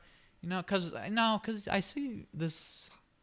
I look at our grade and I see there's so many people in it, male and female, who are just wonderful. They really are. They're just wonderful. Yeah. And they're sweet and they're kind. But also, who gives a fuck is my biggest thing. Is like, no, I but come here's, on but I this come is on where, my podcast to say I masturbate. Yeah, but 15 times in 3 here's days. where I was about to go with it. If you're gonna do it, do it. But if you put it on your story that you just had sex with a bunch of people, or that you've been, dude, my body count is blah blah blah, I fucking hate you. No one cares about your body count. No one Dahmer, cares. No one cares you're a sex addict. Yeah, No one cares you're a drug addict. I'd much rather listen to you talk about how many times you've masturbated in 3 days than a guy talk about how he's talked to women and make them feel special for 3 months. Right. Just to Well, I mean, have I'm sex with talking them for a about day it in and an drop 'em. honesty way and laughing at it. True, which is a different a thing, which is different. I'm laughing at myself, but I mean, you're literally bragging about how many girls you've gotten with and then used, which you've definitely broken. If you hooked up with 10 girls, you've broken probably 3 of them, at least. That, or you just completely wrecked their week. Yeah, no, you Because fucked it up. imagine point. a girl is texting you, and she's making it seem like she is head over heels in love with you, and then you hook up with her, and then she blocks you. You never hear from her again. You'd be like, "What? I was expecting something, a future, Yeah, no. not that's permanent exactly or what anything, happened but to I was me. expecting, Then I a got couple accused dates, of rape. expecting a couple of dates or whatever, Right. Yeah, no. So I think when a guy does it, it's just as, terrible. And then the guy's always a piece of shit. Whenever the guys who do it. 100%. The dude's always. What? How the fuck? That's the other thing is like these pieces of shit who get girls on their dick. Ladies, the fuck you doing out here, son? He's got. What you going for, bitch? Well, Easton's got guys like me, so we aren't the most attractive bunch, and so and these douchebags are they're born prettier than me, so I understand. So they don't. Yeah, you're beautiful, Kenny. Kenny, hey, you're beautiful. Gee, thanks. I want you to know, Kenny. I know hit me you're up beautiful. Hit me up I'm on looking the Twitter at you DMs. right now. You're sexy. Lover of Bono is the Twitter handle. What was I gonna? Yeah, no. So yeah, I hate these fucking people. Yeah, and you know what I hate? I hate guys who hook up with like a bunch of women and then they put on their story, all I want is a girl to cuddle with and watch the TV show with. It's like, no, you don't. It's like they're called girlfriends.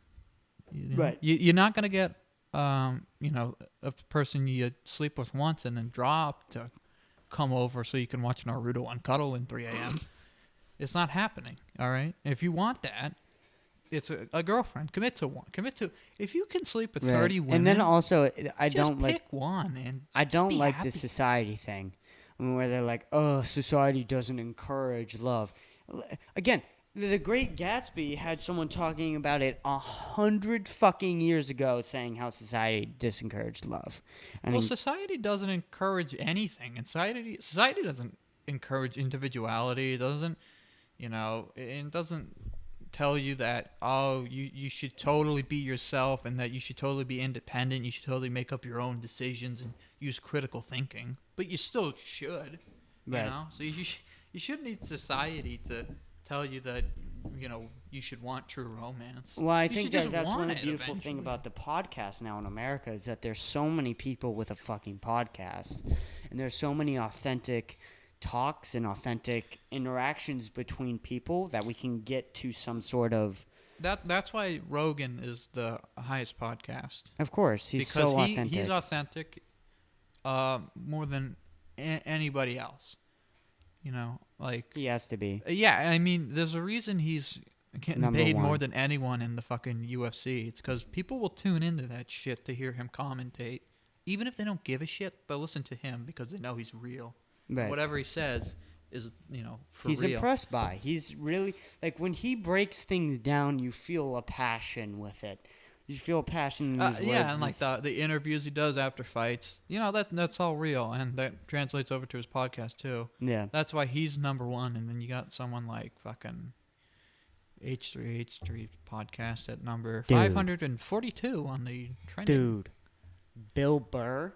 Bill Burr's got a great podcast. Bill Burr is fucking just killing it. Yeah, motherfucking hustler out here. Yeah, he's got a fucking great. Would you ever do comedy, Kenny? What? Did you ever do comedy? Did I ever do comedy? No, I have never done comedy. Would you? Oh, would I ever do comedy? I'm told all the time that I should be a comedian when I grow up. Right. And my usual response is I'd rather have a real job. Right.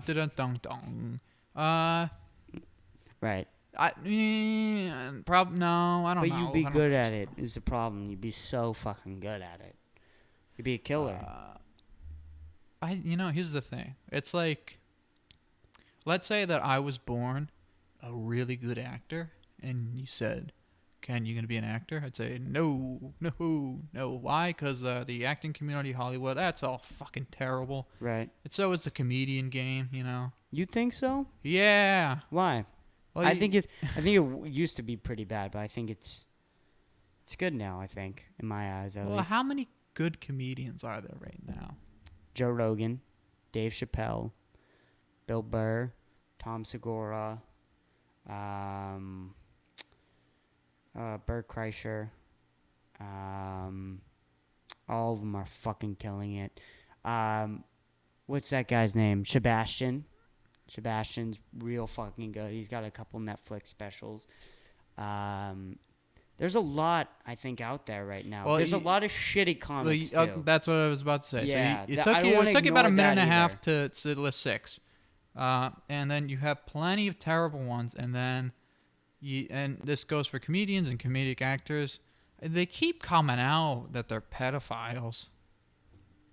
I see like every other week it's guess who's a pedophile, and it's like, fuck, it better not be Chappelle. Better not be Chappelle. Yeah. And then it's like, oh, it's this guy, and I'm like, oh, thank Christ, I don't really watch him. You know. Yeah. When who's that guy that came out this year? It got canceled. The fucking he used to do the Comedy Central. Crystalia. Yeah. Crystalia He got used to do canceled. the Comedy Central roast, and he once made like a Bill Cosby raping kids joke. Yeah. And it wasn't a funny one either, you know.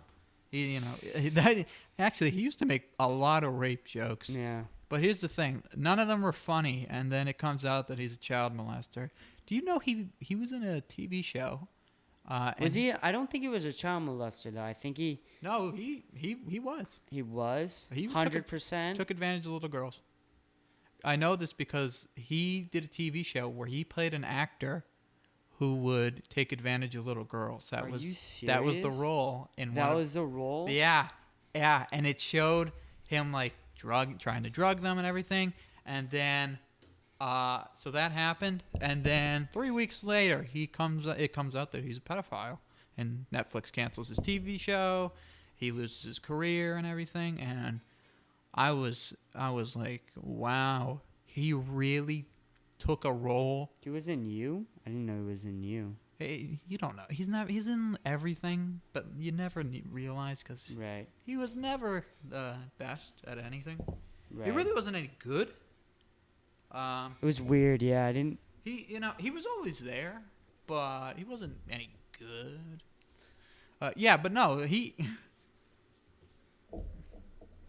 Denies accusation from two. Oh yeah, they all fucking. See, I deny think it was sexual misconduct, though. I don't look think it up. Look up little girls. I swear, it was. You want me to look up Crystalia little girls? Yeah, Crystalia, Predator, stuff like that.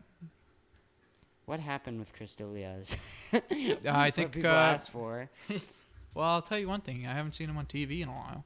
Yeah, I mean. for sure. Hulu took all of his. He was on a couple episodes of Workaholics. Hulu took all of the episodes with him off.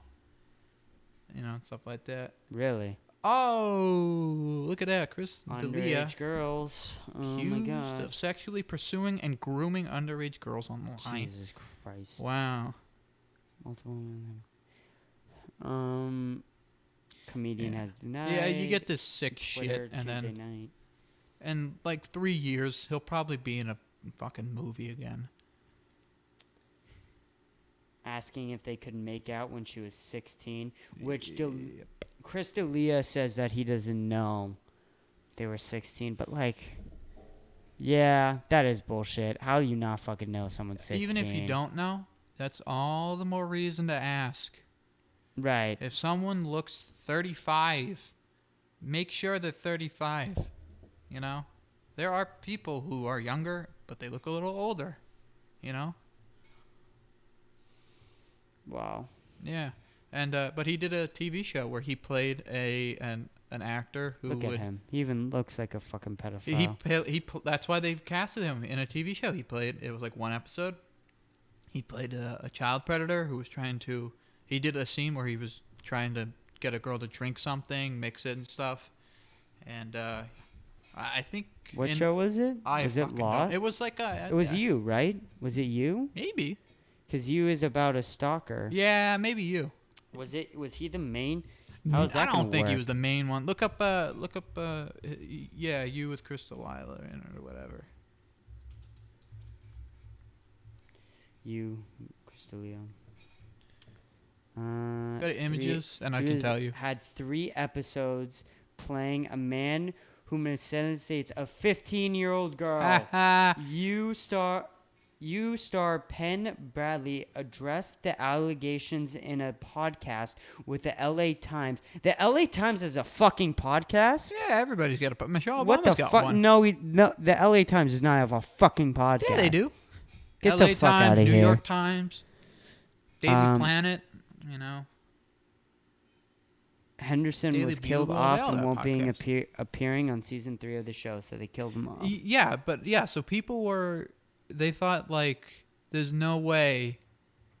Wow. First of all, what a sick piece of shit you have to be. Not only to do that, but to then take a role that depicts you doing what you actually do. Right. that would be like if Well, it's Jeffrey like Dahmer. It's Pretty Little Young Things, the song with Michael Jackson. Yeah. Oh god. No, that'd be like if Jeffrey Dahmer decided to play a serial killer in a TV show. Oh my God, Ted Bundy. Yeah, Ted Bundy decides to play fucking Norman Bates. It's fucking insane. Yeah. Oh yeah, cool. Yeah, but so. All right. No, I don't want to be in the comedy There game. was one Atlantic article before we start finishing up here. There was an Atlantic article. Hey, can I? How do you end these things? You have like a last topic question or something like that? Kind of just end, honestly. Atlantic article on You should do like rapid fire questions. rap. Yeah, like you ask one, I ask one, and we just get like 20 banged out, and then call it a night. You want to do? Well, wait, hold on. Well, I want to know what you're typing in, brother. I think that this Schwinger. isn't schools aren't.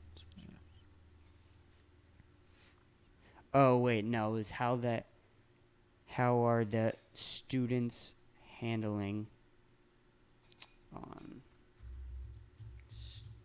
God, I swear, Dude, I all can't I do in fucking English spell for class, shit. all I do in English class is read about how COVID is impacting kids and stuff like that, and I'm like, oh, well, I like my English teacher. He seems like a nice guy, but holy shit, his class is boring. how teens handled teens did surprisingly well in quarantine. Yeah, well, yeah, because we don't leave our bedrooms to begin with. So. Okay, but I disagree with this. You think that they did well? I mean, how many Here's got what I want to more know: fat? who are they asking? Yeah, that's what I was gonna say. Because Is that the Atlantic, yeah. yeah? Here it is. I fielded a survey of 15 and 23 U.S. teens from May to July this year. Here's the fucking problem with that. 1,500 kids is the size of one fucking school. You're going to take one fucking school and represent it the whole fucking country? That and what part of the is it like? What fucking part of the world? There's nothing here. If you so here's There's the thing. nothing. There's So nothing. There's no. Okay, let's say it's 1,500 kids. Are they all upper class citizens? Probably. Like, They're all let me fucking ask upper you class this, like, citizens. let's say last you're week working on the or last time I had on the podcast, which was Saturday, we had Michael come on and talk about how he had kids from his school rapidly killing themselves from this fucking quarantine. I know 3 personal people who overdosed from this quarantine. This article that says, I mean, with no teens, who says, we assess the mental health of measures and saying, surprisingly, teens' mental health did not collectively suffer when I notice had how 3 it doesn't personal give you teens. a number. It doesn't give you a fucking number. It gives you a number of how many kids they tested And on, they but did- it doesn't give you a number of What questions they what asked. questions, and it doesn't tell you how many kids. It says for the most part, or it says surprisingly, teens over. It doesn't give you a number of how many Yeah, teens did no, well. this is fucking bullshit. I mean, we read for all this. we know, it could be a 50-50 split between what they did. And listen, let's say they took 1,500 kids. Let's say 90% came back and said that they're doing great. 10% said that they're doing bad. What about the 10? Like, what if the that 10%? doesn't seem like much, but when you compare it to how that's just 1,500 kids, imagine, the whole country. That 10% increases a lot. Well, it's insane. We had school shooters, right? We had school shooters. People who were willing to throw their lives away to kill people because they hated their life so much and they had no idea what else to do. And they just took a gun to school and shot people. Can I just say what I hate the most about these school shooters, besides the obvious? Right. I hate the people who come out and say, this happened like with the Nicholas, whatever his last name was, Cruz. The kids would come out and they would say, he was bullied, but you don't understand. We had to bully him, or stuff. Yeah. Or stuff like. Yeah, you don't understand. We needed to bully we him. knew him. We were so close. It's like, no, you weren't. The kid filmed himself. He's filmed multiple videos talking about how everybody hates him, and how he's had didn't he in one of the videos, I swear, he openly talked about multiple people, name dropped them about how mean they are to him. And then like it comes out and the kids are like milking it like we were buddies and he did this, and they're doing it not because they're traumatized. If you were traumatized, you wouldn't be going They on want to CNN. look good. They're doing it to get a college blame. application. Because if you're part of that, and then you say, I'm so horrified by it, you're gonna get a scholarship to anywhere.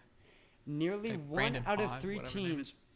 Wait, hold on. More than 20% of teens said parent had lost one job.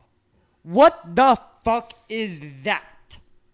What the fuck is that? 27% of teens in this 1,500 specific survey of questions.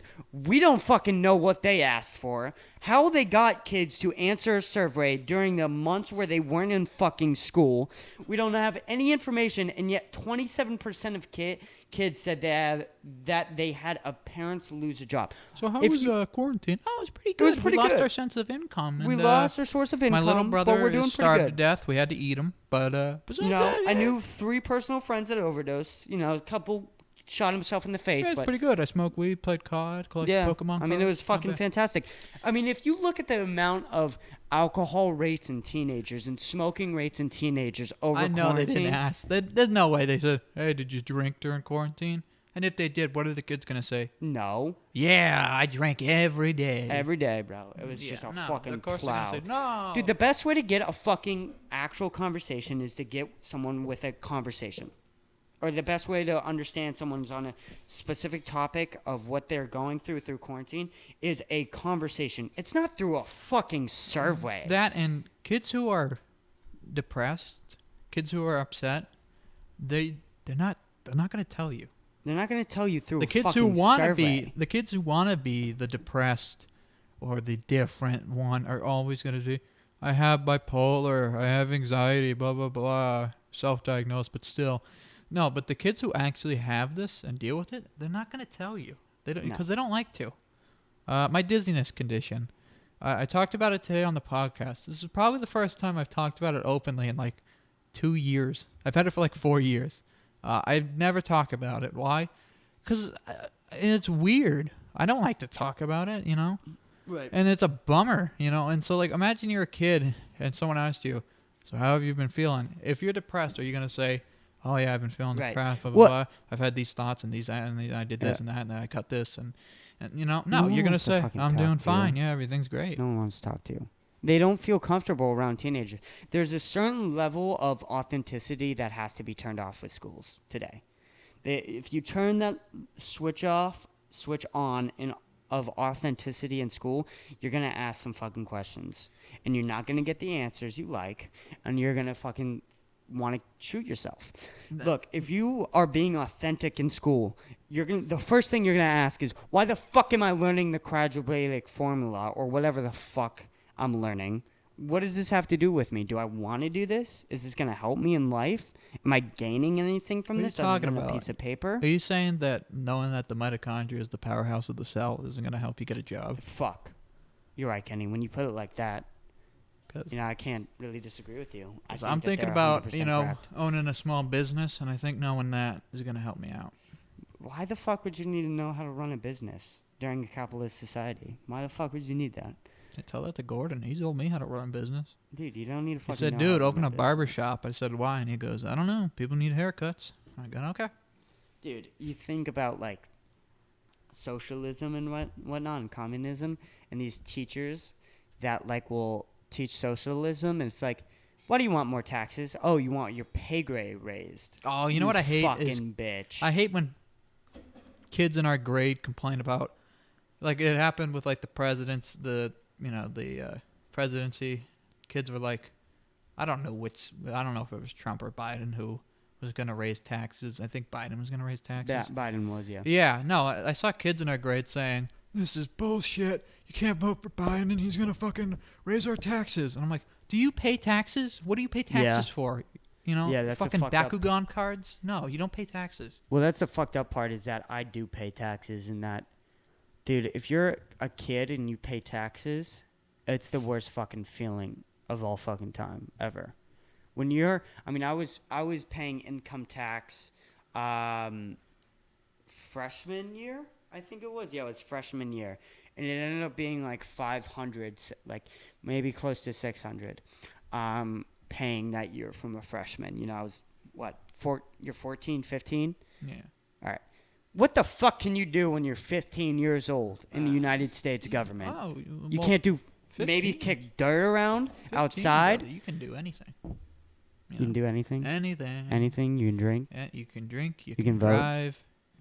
You can shoot other kids. You can. You can. But like, get, no, arrested. For real. You can do anything. There's nothing that you can do, and yet the government has no problem. You can't do anything unless swiping. you're like, middle class to upper class and You're the right in age. your 30s.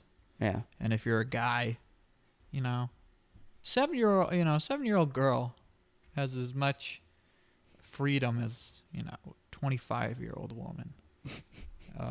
Should they? No. 25-year-old woman should have much more freedoms and rights. But no, we don't. You know what? I don't like the term rights. It's been used too much. No, do we have rights?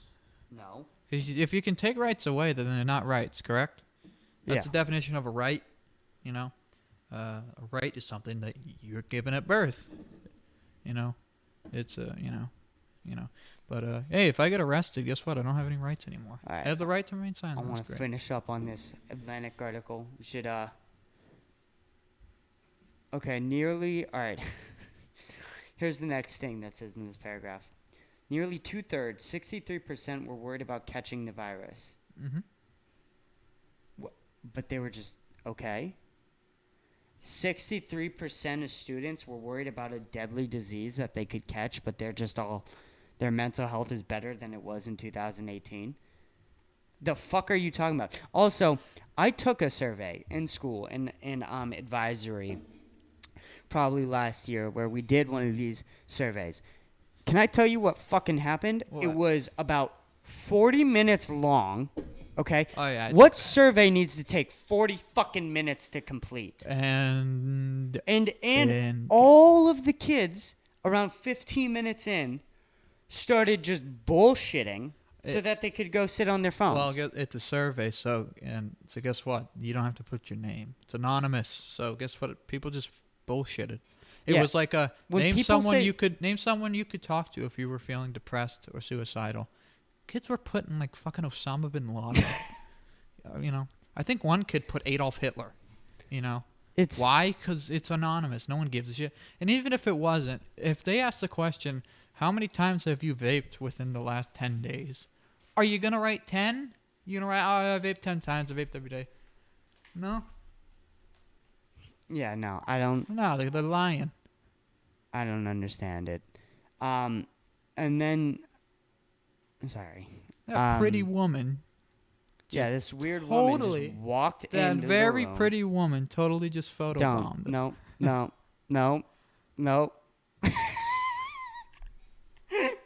I'm a gentleman. I know you are. So why was mental health stable or even better during the pandemic? You want to know what their answer is? Even better? Yeah. It wasn't better. It was not. That is okay. There's no way. This article that we were made to read in school was saying that the mental health is better. What the fuck? Listen. Not being able to see your friends, being stuck inside. People. If you're watching this and you're from the school in any way, you're in any department. If you're anywhere in the country right now and you're a high school student or any way in the high school, your students are fucking dying. They want to die. Their increase in alcohol, marijuana has gone up dramatically. Isn't like the death toll like over 200,000 right now from COVID? Yeah, it's about. What is the suicide rate? No, but here's the thing. If you are a person and you are mentally, if you are happier right now than you were last year, even though 200,000, innocent Americans died from a deadly disease. If you're happier now than you were a year ago, you're a fucking psycho. Yeah. Like even if Which none of the people, because I don't know anybody who's died of COVID, but guess what? I'm not fucking happy about it. But you don't need to know anybody to still feel like, I mean, upset and, the- the pain of it. Because it sucks. they're your fellow citizens. They're your peers that Yeah, no, have but died. you have to think of it like, people are losing their grandparents and shit. And it's like, I lost my grandfather a few years ago, and that wasn't easy. And now imagine losing your grandparent now. You can't even see them because of COVID. Can't see them when they're dying. So, I mean, I don't think anybody should be happier. No, no one As should be. happy. fact that And this- no, you really shouldn't be as happy fact that either. this article Happy is- or no, you're weird if you're happier. The fact that this article is claiming this, when literally I've had 3 personal friends overdose, is just disgusting to me. I mean, it really is. It's gross. But let's But you shouldn't be highlighting that the kids that are doing okay. You should be highlighting the kids that aren't doing okay. Exactly. Because those are the kids that are actually going to die. Those are the kids Those that are the kids that are doing gonna be- shit. Those are the school shooters. Those are the kids who take a bunch killing of pills themselves. randomly one night from the medicine drawer and die. All right? If the upper class kid who's doing great, you don't need to check on him. You can just say, okay, he's doing fine. The middle class, lower class one whose parents are losing their jobs, they're not seeing their friends, their lives are shitty. Those are the ones to check in on and make the articles about to get Right. it out there. You don't fucking Right. like this they're article just- adds they're just- nothing. Just fucking ignoring it, telling themselves that it's okay. It's like when someone's on drugs, like on really bad, like coke or something, and they're just all hyped up and they have a real bad problem, but they're just no, man. I swear, man, everything's okay. We're No, going good I right ma- now. Everything's good. I mean, dude, I'm telling you, like the suicide rate of kids is dramatically up. There are people who have said that they have personal friends just killing themselves. There are kids saying that they've had friends known just overdosing and harming themselves. But I mean, imagine- everything's great. The mental health of our teenagers is fucking fantastic. Imagine a What group. the fuck? Imagine a group of 100 people. There's a group of 100 people, and 93 of them are murdered. And then an article comes out and says, "News breaking: 7 people alive and well." You'd be like, "Wasn't there 100? What happened to the 93?" No, You wouldn't be like, "Yay, yay, we got 7." I know. And so let's And that's what let's this see, article is doing. Let's see what this is about. I don't understand why the Teens schools have are. been. Hold on. All right, you go. All right, you ready? Yeah, I'm you ready for this? Born it. Teens have been sleeping more during the pandemic. Shocked. Oh my God! Thank God. Teens who are sleep deprived and significantly more likely to suffer from depression in 2018. Only 55% of teens said they slept more than 8 hours during a night. During the pandemic, this jumped to 84% among those whom homeschooled was still in session. Okay. Are these people acting like the kids are fucking Travis Bickle before the pandemic? Oh, I can't sleep. I drive a taxi now. Fucking no. You went from sleeping for 6 hours to sleeping for 8. And it's not a dramatic amount. No. This is 2 like hours no- of sleep isn't going to change your complete state. But and I mean, anyway, looking forward, I mean, they didn't change this. Like going back into school, they didn't make it so that the one thing that this article is saying, which is totally inaccurate, they're saying that the reason why the kids are doing better is because they're getting more sleep. So then once we reopen the schools, you would think that they would like maybe set back the time or something like that. Reopen the schools. No, fuck that. Still 8 o'clock the fucking morning. Yeah, so now we're you gonna have- come pick you up at 7 o'clock. Be up by 6. Now you bitch. have the same schedule that you did before the pandemic. And your mental and health the is worse. pandemic. So now you have the same sleep schedule that you did before pandemic, and now Oh you're my adding God. a pandemic to it. So you have 200,000 people dead, and now you're sleeping 6 hours again. And magically everybody's still doing fine and dandy. And I don't know why our school. I don't know why they keep making us write about the pandemic. Like I had for English, we had to do a project. How did the pandemic affect you? How did it affect me? Well, it wasn't fucking great, Sorry, I didn't get to do my. What did you do over the pandemic? Nothing much. Listen to this. Slept. Food insecurity was associated with the largest difference. Among teens who worried their families would not have enough to eat, 33% were depressed. 33% of what? Of 100% were depressed, and you're talking about 1,500 people. Well, 30%. no. They're talking about food insecurity. So Yeah. people with food insecurities. Yeah, but I mean, so it's saying that 33% of that 1,500 have food insecurities.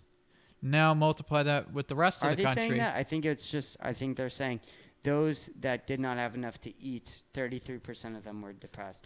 Which is, dude, if you don't have enough to eat, well, forget how being is depressed. You're gonna 33% die. of those? Yeah. They're not depressed because they're dead. Yeah, I'm sorry. Yeah. Are you depressed? Well, he's not saying he isn't depressed. Well, yeah, that's because he's dead. You know, he died 3 weeks ago. They ran out of bread. Look at this. This is the funniest thing. Some of the most interesting feelings had to do with teens' use of technology. When the pandemic hit, quarantine began, teens were unable to spend time with friends or fellow students face to face. Electronic communication became the primary way of teens interacted with people outside their families.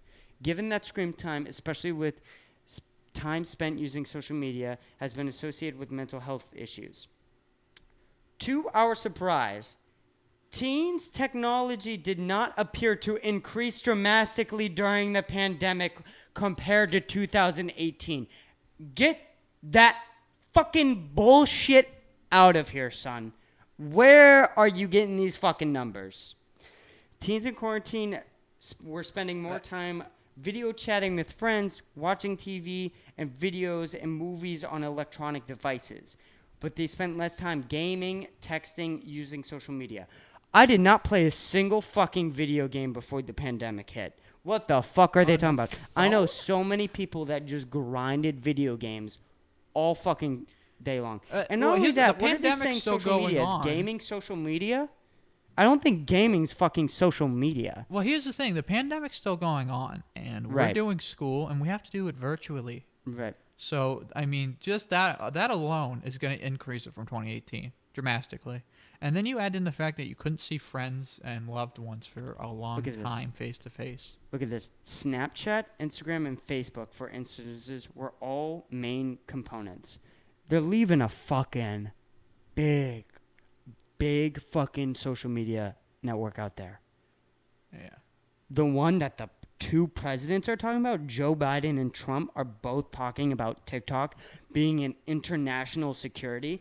And this article doesn't even fucking mention this.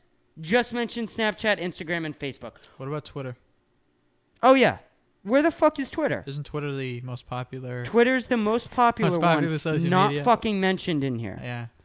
So they're only so it appears in my eyes that they're only asking about Snapchat, Instagram, and Facebook, which I'm going to say is bullshit because I'm saying that probably those have increased too. But they're not talking about Twitter or TikTok. Facebook, well, they're doing teens. Yeah, teens don't have Facebook. Teens don't fucking have Facebook. The fuck you talking about, son? Maybe get that bullshit ass shit out of here. You know, middle-aged mothers, yeah, add Facebook, but we're talking about teens. I've never met a teen who says, sorry, I got to go check my Facebook feed real quick. Yeah, just real quick, right before I got to check, see if Easton Mom's posted something gangster. Bullshit. And, like, seriously, though, I mean, TikTok, I think, is probably the most concerning for me because I literally see people just become zombies when they watch TikTok, just straight fucking like and they just spend 4 hours just fucking they watch 4 videos and then you know, not only do they become addicted, but then they take their personality and say, oh no, I want to be like this person. My God. This person dresses with a goth aesthetic, and they have they have this weird, kill all people type of deal going on with them, and they like Hello Kitty and shit like that. Yeah. So that's gonna be me now. It's like, what? Yeah. So yeah. One more thing before we close this up. We're gonna close this up soon. We've been going for 2 hours. Feels and like 15 minutes. Let's go, son. 2 hours and 14 to be exact. I bet. But biggest thing. We watched this 60 Minutes in Writing Seminar. I'm gonna talk about this. Where was TikTok? They had one of the heads of TikTok saying TikTok is the worst place to find out about someone's personality. Yeah. You think so? TikTok? Yeah. Yeah, I mean, because it's just a trend. It's so easy to scroll through the feed, see what people are But, doing, like- and then immediately go, I want to do that. And then you do it.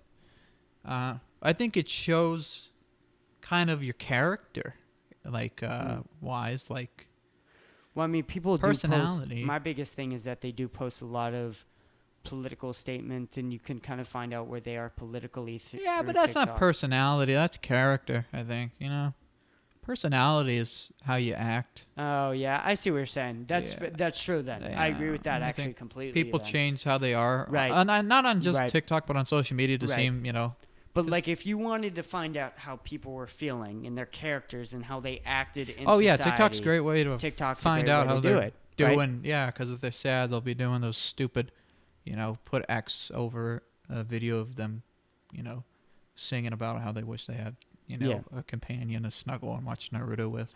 Yeah.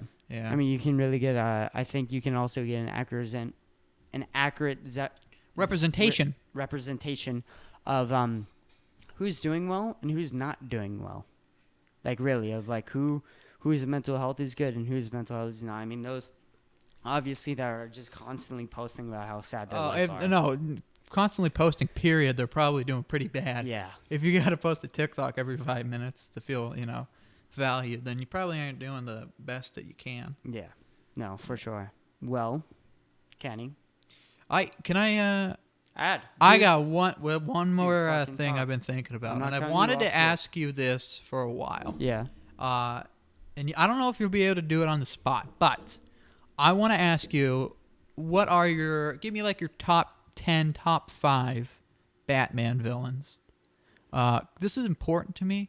Okay. This is more important to me than politics. If you're a Republican, cool. Democrat, cool. But your top 5, top 10 Batman villains is very, very important to me. Right. I can tell what type of person you are, and I can tell if I like you or not by Right. it. So All right. I think I'm gonna have to go with. you just go from like Yeah. the first one's is the best. Okay. Yeah. I'm gonna Yeah. go from number one. Number one's obviously the Joker for Okay. me. I mean, it has to be number one. Yeah, fair. And then, okay, this one's hard. I think I'm thinking of a couple. Thinking of like, I don't know. I may be feeling. I don't. I'm feeling the Riddler. All right, nice. I like Number that. 2. Yep. Riddler number two. Okay. And then I think I'm gonna have to go with. Just do 5. So you got 2 already. Yeah. Okay, give me 3 more, and then I'll give you my 5. I think his name is Dr. Freeze. Mr. Freeze. Mr. Freeze. Victor Freeze. You know I I'm like- Mr. Freeze. I like Mr. Freeze Ice. because I heard someone talk about Mr. Freeze once. It was on a YouTube channel, and they broke it down. Ever watched the Batman the Animated Series episode? I have not. Okay, we're gonna watch that tonight. All right, we're watching it right after the fucking podcast. Yeah, it's the best episode of the animated series, and it won a Emmy. But anyway, I was saying I really like Mr. Freeze because he is. Shakespearean tragedy. Yeah, he is. He's that, and he's a. If you looked at Mr. Freeze's story, You know what? I'll give you credit because before he was known as Mr. Freeze, I believe he was known as Dr. Ice or Dr. Cold. Yeah. So, but he's Mr. Freeze. Well, Mr. Freeze is that he's kind of a love story, really. Yeah, he just is a love he's story motivated by his about wife. his wife trying to save his wife, but he's not going about it the wrong way. And they both have Batman and Mr. Freeze both have very compelling stories, and so I think they work well together. Yeah. The fourth one is Mr. Penguin. Penguin. Yep. Yeah. Oswald. Yep, Cobblepot. of course. And then 5 Yep. Number 5. Last one. is Catwoman or Toothface. I can't choose. Would you consider Catwoman a antagonist? Originally, yes, but I think in recent media and usually Actually, a lot of her depictions, she starts out as kind of a, kind of a gray area, not a super Yeah. villain, but not a good guy, and then turns into a good guy. Right. So I would consider Two-Face a much more of a villain. Okay, then I would say Two-Face. Okay, so you got Joker, Riddler, Mr. Freeze, Penguin, Two-Face. That's Yep. yours. All right, not bad. Not bad? Not bad at all. How you rate it? Rate Like, it? It's like an 8. An 8? Yeah, it's pretty good. But it's not a 10, because Not a I'll give you a 10. Not a 10. I'll give you a 10. Okay, number 1. We'll stick with Joker. Pretty Of course. obvious. Number 2. This is where people drop the ball.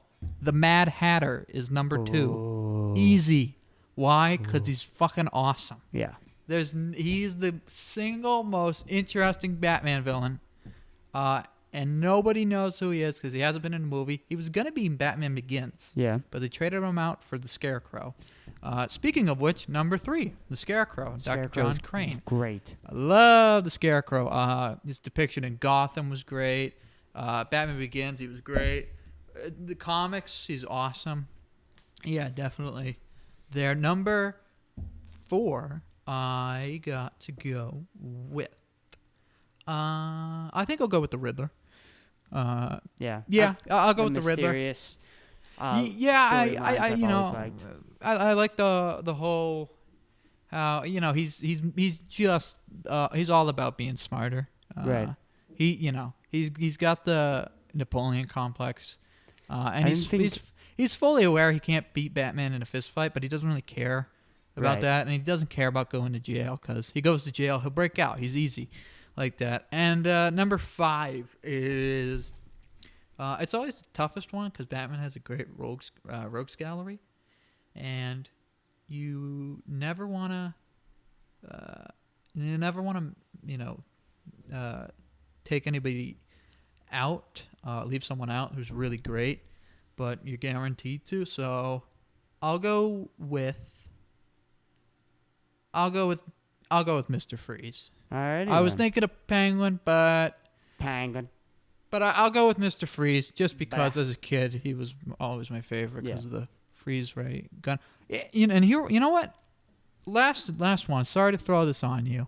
No problem. What is your favorite Batman villain live action portrayal? So out of every Batman villain who's ever That's been not brought, including Heath Ledger. yeah, not it was not included. I mean, hold on. Give me top 3. 100%. Give me top 3 Okay, then. Heath Ledger. Okay, Honestly, could be any Batman villain. I like Fuck it, you could do 3 Jokers if you really. I like Jim Carrey as the Riddler. Oh, okay. I like Jim Carrey as the Riddler. All right, not bad.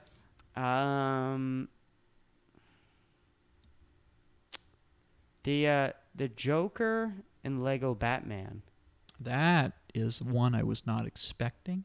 but that one's not live But- action, so that doesn't count. But live action. See, I haven't watched Gotham yet, which is a problem. Which I need to watch Gotham. Maybe we should just watch that tonight. Just watch the entire thing of Gotham. Yeah. Alrighty then. Maybe, you know what? Yeah, I should probably just show you like the Joker stuff. Yeah. Yeah, because that's where everybody starts with. But I do like that guy. Not the actual Joker from Gotham, but the scenes I've seen a bunch of scenes. Of the guy who staples his face. that guy. He same actor plays the real one. But you're thinking of Jerome Valeska. Yeah, Jerome. Jerome Valeska. Not, He's you know what? Fuck fantastic. it. That is not a bad one. Yeah. If I had to give you mine, number 1, easy, Cameron Monaghan as Jeremiah Valeska, Jerome Valeska, and then finally as Mr. J in the finale. Number 2 would be Joaquin Phoenix as the Joker. Yeah, 100%. Joaquin. I think I like him more than. Okay, so I definitely Monaghan's my favorite Joker for sure, but I think I like Joaquin a little more than Heath. Yeah. Just because I think we spend more time with them, and I always like seeing the downfall of a character and then the rise of them. Right. And then Heath was incredible, of course, but we just saw the rise of him. And then number 3. I don't want to go with another Joker. That's boring. Right. So I'll go with. How's about Benedict Samuels as the Mad Hatter on Gotham? Alrighty then. He was fantastic. He's probably my favorite. So here's the thing about the Mad Hatter. He has never had a good comic book. Ever. Never. No, never. All of his comic books they're shit because people don't know how to write for him. But he's great on TV. Right. TV, he is the fucking king. How often do you watch Batman material or watch Oh, it or at listen least to it or once a read it? day I watch something. Really? Yeah, if it's not like a clip, it's a movie, an episode of a TV show. Because I just don't get over. It's never gotten old Right. with me. You know, like I get sick of so much stuff easily, but Batman's like the one thing. There's so much of it too. And it's all, even the bad stuff is still funny to watch. Right. And then the good stuff is so good that Right. you like can't stop. It's the only thing that if I put it on, I actually pay attention. It's not Right. just background noise. Right. Because I've tried it. Like I'll put Joker on while I'm doing schoolwork. But then like the second, I hear him trying to say a joke, I have to look up and watch the scene just because it's great. Yeah. And people complain that movies too much like Taxi Driver or that it's too much like King of Comedy. I love that it's like those movies. Okay, but like those same people also don't complain that every Marvel movie is literally. the Yeah, I same mean, thing. that and there's a Joaquin Phoenix movie called I Was Never Really Here. That is so much more like Taxi Driver than Joker is, and I'm fine with Joker being a ripoff of Taxi Driver and King of Comedy. Because then, you know what that made me do? I had never watched King of Comedy before Joker. So I watched Joker. I'd seen Taxi Driver, obviously. Never seen King of Comedy. So I watched Right. Joker, heard about it, and then I watched King of Comedy. And I'm sure that's what happened with a lot of people. Is that they saw Joker and went, this Yeah. is really good. And then they got turned on to Scorsese. Right. So And no why is harm, it- no people foul. keep complaining about that. That's And- like a good thing. And taking the framework of two wonderful movies and then plopping an A Oscar-worthy superhero? performance And a superhero on it. superhero brand on it. So it was guaranteed to make money, and it helped DC reestablish themselves as capable of making a film about one of their characters Right. that is on par with a Marvel. And it was different, Marvel movies are all the same. Yeah. They're boring. Black Panther is not a good movie. Sorry. The portrayals of the characters are You're great, racist. It's the problem. but the movie is fucking Boring boring. as shit. And the CGI is so bad The when fact- when he's on the car climbing and shit. I'm like, fuck, this is The bad. fact that we spent an entire English yeah, class on it. yeah, fuck, I hated that. And damn shame what happened to Black Panther because I was hoping to see a Black Panther 2 with him because Yeah. he's a great actor. He Yeah. was great as Jackie That was Robinson sad. in the That movie was sad 42. to hear. But you know what? I'm glad that this COVID thing's happening so that Marvel can't make any more movies. They finally had to take a year off, and Disney lost a lot of money, Oh, which is boo-hoo for fucking Disney. awesome. I hate Disney. yeah, boo-hoo for They Disney. fucking ruined They lost Star a Wars year for of me. money. They wrecked Star Wars. They only have 24 years left of Yeah. functioning money. Yeah, get ready for the new Star Wars trilogy. It's about fucking koala that learns how to use the Force immediately because he happened to trip Who over also a feels stick. transgender. Yeah, it will throw everything in there, But did you hear that Disney also cut out some of the Finn's lines because they wanted to appeal to Chinese audience more because Chinese are racist. I You feel hear so that? bad for him. People are like pissed at him. No, he was pissed at Star. He was like, "What the fuck was that?" And like, he was like, "This trilogy sucked," and I was in all three of them, and I was like one of the high points. Him and Kylo were like the only high points. Seeing all the old actors return is fun, but they ruin the characters. Rey is fucking terrible. Yeah. I'm not a big fan of Daisy Ridley, whatever her name is, to be honest, but fuck, she was terrible in that movie, and they wrote her fucking terribly, and then Emperor Palpatine's return is fucking terrible. It's all bad. Star Wars is doing good TV shows recently. Clone Wars, Rebels, and Mandalorian, of course, it's okay, but the movie's fucking blow, and Revenge of the Sith is still the best Star Wars movie. All right. I think it's time. I think it's time. 2 hours, 2.5 2.5 hours, Yeah, dude. not bad. Not a bad session. Not a bad podcast. The longest one we've done so far, bro. Wow. Dude, high five. Boom. I fucking love you, brother. Love you too. No, Bro? you know what's funny is when we did the high five, the poll blocked it.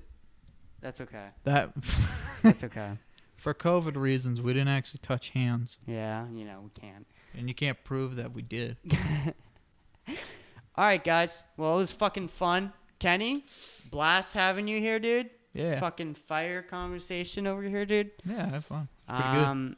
Hopefully next time we get a third wheel to hopefully. chime in every once in a while. Hopefully. Absolutely, dude. Yeah.